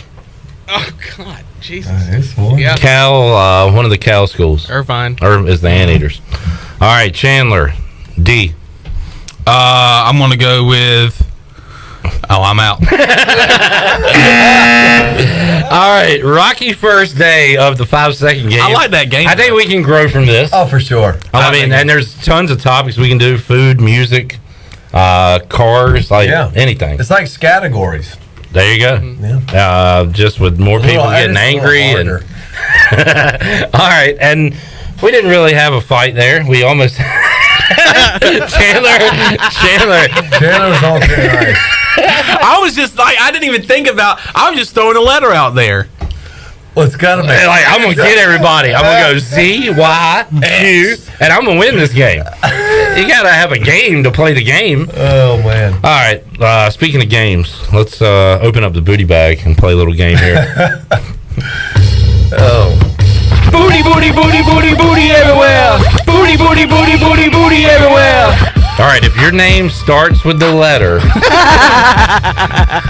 we'll let everybody, I guess, have a chance. All right, 317-1250. Shirley, what are we giving away? Lunch for two at Tiebreakers. All right, that can be yours if you are caller number 9. 317-1250. More to go. We'll go Pirate Radio Outdoors with Bryce Williams after this. In studio with Jeff Stein from Brown & Wood. What's new, Jeff? For service, we're doing touchless pickup and drop-offs. So when you pull your vehicle in, we greet you at the car and open the door for you, but we're putting plastic on the seats. We're having a steering wheel cover put on. We even have shift knob covers now this year. And then we have the customer actually drop the key in a baggie, and they're the next one to touch that key when it comes out of the baggie when they pick up their vehicle. So just want to make sure we take care of the customers that voted us number one. Brown & Wood, your number one dealership in Greenville and the home of the lifetime powertrain warranty. Hey O's fans, 2022 Orioles single game tickets are on sale now. Come celebrate the 30th anniversary of Oriole Park at Camden Yards with tickets starting as low as $10. Relive your favorite moments and make new memories this season. Choose from your favorite homestands when the O's take on the New York Yankees, Washington Nationals, and Boston Red Sox, or fan favorite giveaways like Birdland Hawaiian shirt and collectible bobbleheads. Experience the ballpark that forever changed baseball. Buy now at Orioles.com/tickets.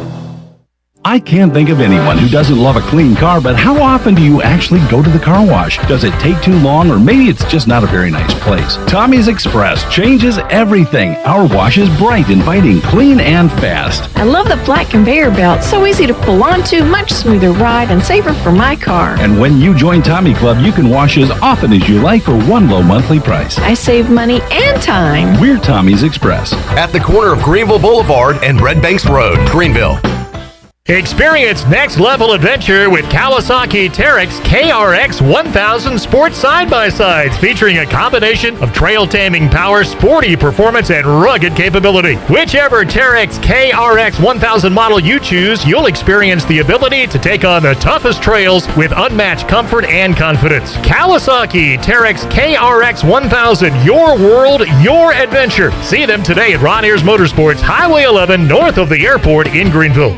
The furniture savings have never been better than right now during Bostic Sugg Furniture's Red, White, and Used sale. Savings as high as 70% off clearance items, closeouts, and discontinued items, plus store-wide discounts on new and in-stock merchandise, plus 12 months special financing. We have the looks, the styles you want in stock. Sleep better and save on a quality mattress with 72 months special financing. This Memorial Day, it's all about the Red, White, and You at Bostic Sugg Furniture. Welcome to US Cellular. Yeah, hi. I want a new phone for free, but not just any phone. I want the newest, fastest, most storage holding 5G unlimited data using phone in here for free. Sure, your choice. Really? Yep. At US Cellular, we put you first. So choose any phone from any brand, free. Plus, get unlimited data for just $30 a month. US Cellular, America's locally grown wireless. Terms apply. See uscellular.com for details. We all love using Uber Eats, DoorDash, and grocery pickup. It makes life so much easier. Well, now there is cellular delivery, and the team at Cellular Warehouse has perfected the process. They will deliver your new phone right to your door with all your information loaded on the new phone. And the best thing is there is no charge for this awesome service. And you don't have to waste half the day sitting in a Cellular store. Call Toby Williams today at 252-799-7051 and let his team of experts make your cellular delivery today. Cellular Warehouse, your local U.S. Cellular authorized agent, serving all of Eastern North Carolina. Be sure to check out David Price Construction for all of your commercial or custom residential renovation and building needs. Run by ECU alumni, David Price Construction specializes in commercial projects, maintenance on facilities, and large-scale residential renovations and additions. Proud to be voted the Remodeler of the Year by the Home Builders Association of Raleigh-Wake County in 2018 and Best Business Commercial Remodel Project winner for 2020. David Price Construction, the proud ECU Home Services partner. This is Tim Doust, ECU Football Special Teams Coordinator, and you're listening to Pirate Radio, the voice of Pirate Nation.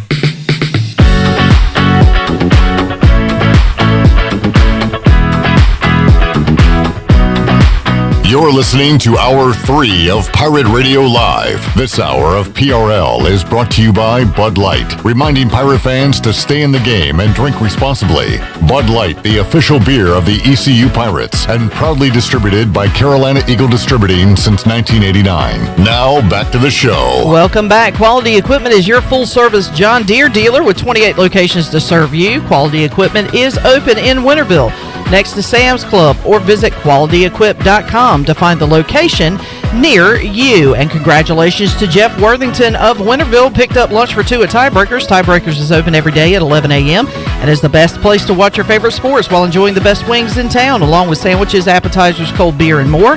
Follow Tiebreakers on Facebook and Instagram for daily updates. Now let's head back into PRL. Here's Clip Rock. All right, that was a great example of what happens when you try to do something fun and play a game and it ends with up no set rules, which we've already learned with two pulls. This one it's going to be organic. We're learning on the fly what the rules should be, how it should be played. No, but I like that game, and we learned from that game, and I learned from that game, and we'll be better going forward. You're learning the alphabet. Redbeard says rounds should be 5 or 6 questions, then a new question after that. If you're out after 3 times total, you're completely out. No, go play with your own people. Yeah. You're out of here. Right, Redbeard, you're out. You're out. You're outlaw pool. Out of the game. That was fun. We'll do it again with hopefully more set rules, and everything will go a little smoother next time around. But we're all learning it from the ground up at this point. All right, Bryce Williams. Have I asked you how married life is? We did last week. Yeah, but I need an update. Over a week. Are you still married? We're still married. It's good. Congratulations. Hey, look, a lot of marriages don't last these days, so that's good to hear. I know. So, yeah, it's going well. Have you had your first married argument? No. It's too early for that. You've only been married, a week and a half? Yeah, only a week and a half. Still. Go home and play this game with Anna and see if y'all get in a fight. Yeah. It's categories because.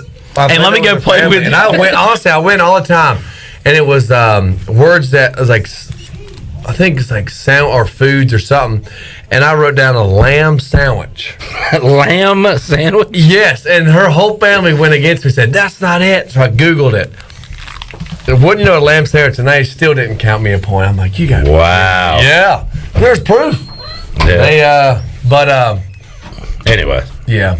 Y'all are good to go. We're good to go. You do any hunting, fishing over the week? So I've been in the whole midst of the whole boat repower. Oh, here we go. And I finally got it back Saturday. And man, is it wonderful. I go from 57 miles an hour to 64 now. And it's just better controls. Is that a noticeable difference to you in the boat? Yeah, you start clicking up in the 60s. You're moving pretty good. Okay. So yeah, about mid to low 60s is what she's running now. My controls are better, like my binnacle, which is like the throttle is electronic controls. So that shifting's easier. It's power steering is the dream. It's great. We took it out. I took it out Saturday for like test run, and then we took it out Sunday again out around Little Washington and everything, and hung around Witchard's Beach and stuff. So we were on the boat today, this weekend. So it was a good time to finally. I haven't been on a boat in, I bet it's been 6-7 weeks, I think. So is that just joyriding? Yeah, just cruising, listen to music, and then anchoring up and getting on the beach and stuff. So it's. Do you do any fishing from that boat, or is that just for on those pleasure? days? No, like can you or will you eventually? Yeah, it's the same boat I've always had, but that was just a leisure day. That wasn't a fishing day. 10-4. Yeah, I'm ready for a fishing day. That's been a long time coming too. All right, so Bryce out there just cruising, not too far. Got to save the gas. You took the dogs out there, right? Took the dogs out there. They love going on the boat, swimming, running around. Now, what kind of dogs do you have? Golden Doodles. Yep. Yeah. Beautiful dogs. Thank you. Yeah, they're my boys. They're my pals. They're the boys. Mm-hmm. Where are we at as far as hunting, fishing? Like, what's prime time in May? There's, at least in North Carolina, hunting's done. Turkey season ended actually the weekend of my wedding. Yeah. So almost 2 weeks ago. So that's over. So now it's fishing. Think offshore right now. Jake is catching some big gray trout. Of course, you can still catch your redfish and your trout, inshore and everything. Of course, can sort of offshore, but you're mainly the inshore stuff. So, really just working on that, your inshore stuff. All right. So last night I ate some flounder from a seafood establishment. Oh yeah, flounder's good. It was good. That season will be in August, but you only get I think they've extended it to. Is it a month? Maybe not quite. A month, maybe, I think now. You only get one a day. Can you believe that? One a day? One. Man. All that preparation for one. But, it's good to eat. So, Chandler, do you have a question? Well, I did have a question, but it's not outdoors related. But I will ask you, when is it the Blue Rock? Big Rock. Big Rock. That is. Are you going to participate in that? I don't know. I've actually been pondering that because I've been seeing it, and it would be awesome to be on a boat to catch one and be around it, but something about those sport fishing boats. I mean, maybe if I took some medicine beforehand, like the night before, maybe I'd be all right. But something about being in the sport fishing in the cabin and not really be able to see all around me, like you're just out the back of the boat, messes with me a little more so than just being on a big center console. I don't know. Because last time I went, I was feeling terrible the whole time. I don't know, I'm gonna ponder that, and if I do, I'll definitely be taking some medicine the night before. and hopefully that works. And if that doesn't work, then I'll probably won't ever get on a sport fish again. All right, looks like the captain's meeting is Friday, June the 10th.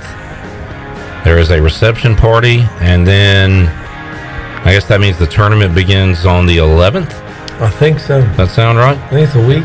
It's a week goes tournament through the Saturday the 18th, and then the awards brunch on Sunday, June 19th. Yeah. So that is the schedule for the 2022 Big Rock. And now that we've seen Michael Jordan there, will celebrities start to infiltrate the Big Rock? I'm actually that's very true. And like Kid Rock comes. Yeah. And I don't know. Anything who else? Dwayne The Rock Johnson. D-Rock. Yeah. So I'm sure we got, I mean, even like, there's probably several more like musicians that like to fish. I mean, it'd be cool to have like Luke Combs out there. I'm sure he, fishes offshore. I mean, they have a bunch of guys. So that would be cool. Get some other former athletes out there. Yeah. Luke Kuechly's not doing anything now. He's a big fisherman, too. He loves to fish. Yeah, fish, hunt. Big trout fisher. You ever do like trout fishing? Well, speckled trout. I do mountain trout. He does mountain trout. Mountain trout, yeah. Not sure that'd be fun, but I like it over here right now. I mean, I'd go do it if someone offered me, but I'm not around them parts. I ain't around from here, Yeah, we don't like your kind around here, boy. All right. What's your favorite fish to catch? Great question. Nowadays, catching a redfish on topwater is quite fun. Catching a big trout's pretty fun, but something about a big redfish on topwater is pretty fun. Like slot red, or over slot, which is like 27 or 28 slots somewhere on there. But probably redfish because they fight pretty good. I mean, I love trout fishing because they fight good, but redfish have a little more butt to them, I guess you could say. A little butt, okay. A little butt. I didn't know if I could say the A word. Little ass to it. Got an ass to it. Yeah. What? I don't know what I'm asking here, Bryce. You ever been in to the streams? Not necessarily rapids, right? But where the fish are like coming through, jumping and stuff.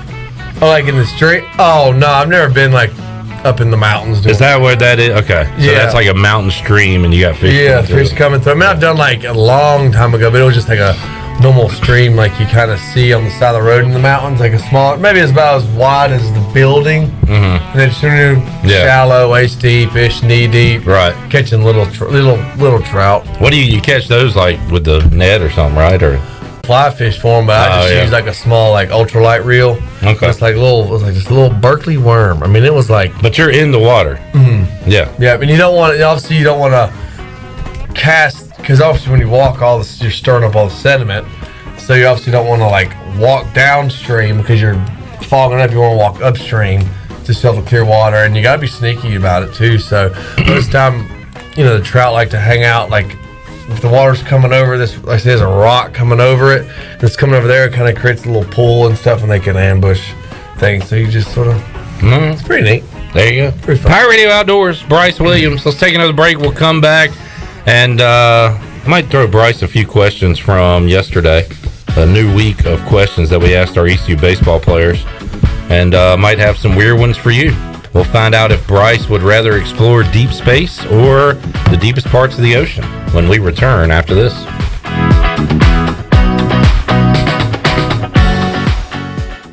All aboard! Hop on the Emerald Express for a free ride through the Uptown District every Thursday through Saturday from 12 p.m. to 8 p.m. The continuous loop begins and ends at GK Butterfield Transportation Center, but you can hop on and off at any of the 13 stops. With stops along Dickinson Avenue, Evans Street, the Town Common, and more, the Emerald Express is the perfect way to travel in the Emerald City. This trolley runs every 20 minutes, but don't worry, the stops are all footsteps away from all the businesses in the Uptown District.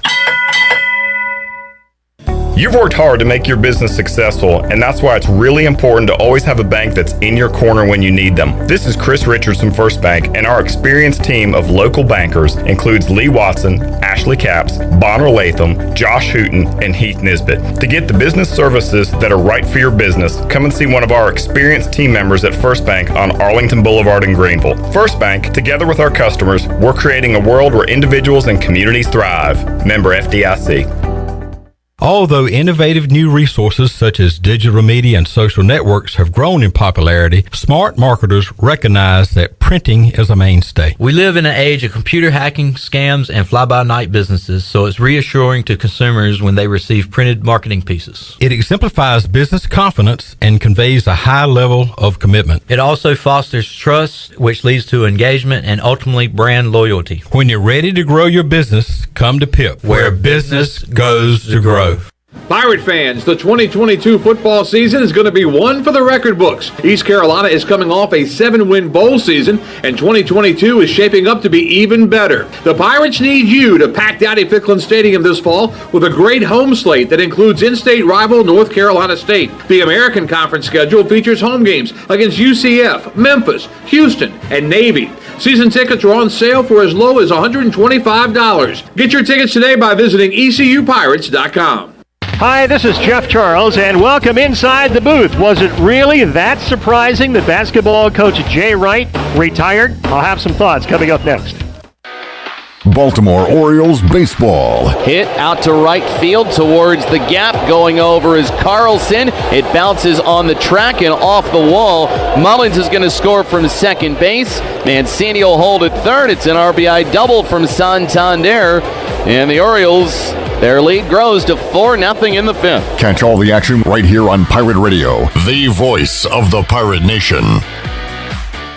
When Villanova basketball coach Jay Wright at age 60 announced his retirement last month, the media treated the story as a shocking one. I kept hearing it over and over. My thought was, I'm not shocked at all. The majority of college basketball coaches are fed up with the system, terribly frustrated, and they just don't enjoy the job anymore. What did Jay Wright have to prove? He's won 2 national championships at Villanova and took the Wildcats to the Final Four this year. He's obviously made millions, and I would guess his mindset was and is, I don't need the aggravation anymore. It was telling that just a couple of weeks ago, he said he had an interest in coaching in the NBA. Jay Wright's retirement is a big loss for college basketball. Come on back again next time, and we'll visit inside the booth.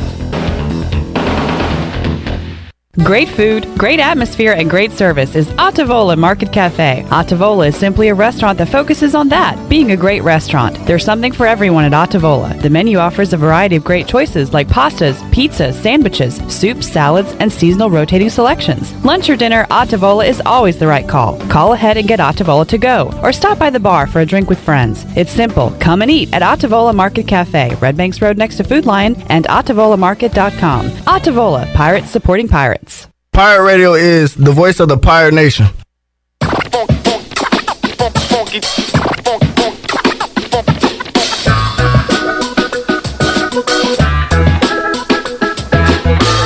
You're listening to Hour 3 of Pirate Radio Live. This hour of PRL is brought to you by Bud Light, reminding pirate fans to stay in the game and drink responsibly. Bud Light, the official beer of the ECU Pirates, and proudly distributed by Carolina Eagle Distributing since 1989. Now, back to the show. Welcome back. Do you want to get rid of wrinkles, tighten and lift your skin, smooth your skin texture, erase veins and brown spots, and get rid of unwanted hair? Are you interested in Botox or filler? Contact the licensed professionals at Beauty Bar Medi-Spa on Red Banks Road in Greenville. Free consultations are available by calling 752-1406 or visit beautybarmedispa.com. Enjoy your visit. Love your transformation. Now let's head back into PRL. Here is Clip Brock. All right, Bryce. Speed round here. Don't say flying. What would be your superpower? Because everybody said flying. Do they? Yeah. Not mind reading. I would not want to do that. I would go, I guess, supersonic speed. Fair enough. You think get I would go. I was. Wouldn't have to worry about traffic. Yeah. I was listening to these questions this week. I think I would do teleporting. Oh, that's a good idea. Yeah, instead of doing the speed, you could just get right there. I want to be at home. Bam. Yeah. Okay. Oh, can I change mine? Sure. I want to. Teleporting is very good. I think I would do that, but since Chandler chose it, I want to be able to. Was it telepathy where you can move things? What's it called when you can move things with your mind? Telekinesis, or did I make that up? I think I would do that. Just call it the Force. Well, yeah, you want the Force. You want the Force. I want the Force. Huh? Yep. Bryce, this one's tough to think of, but if you, what is the most useless talent that you have?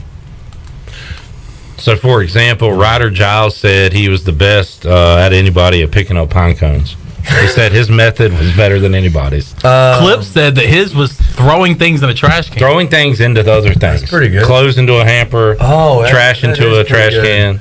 I would say I'm fairly good at that, but if that's, I'm gonna think of something else.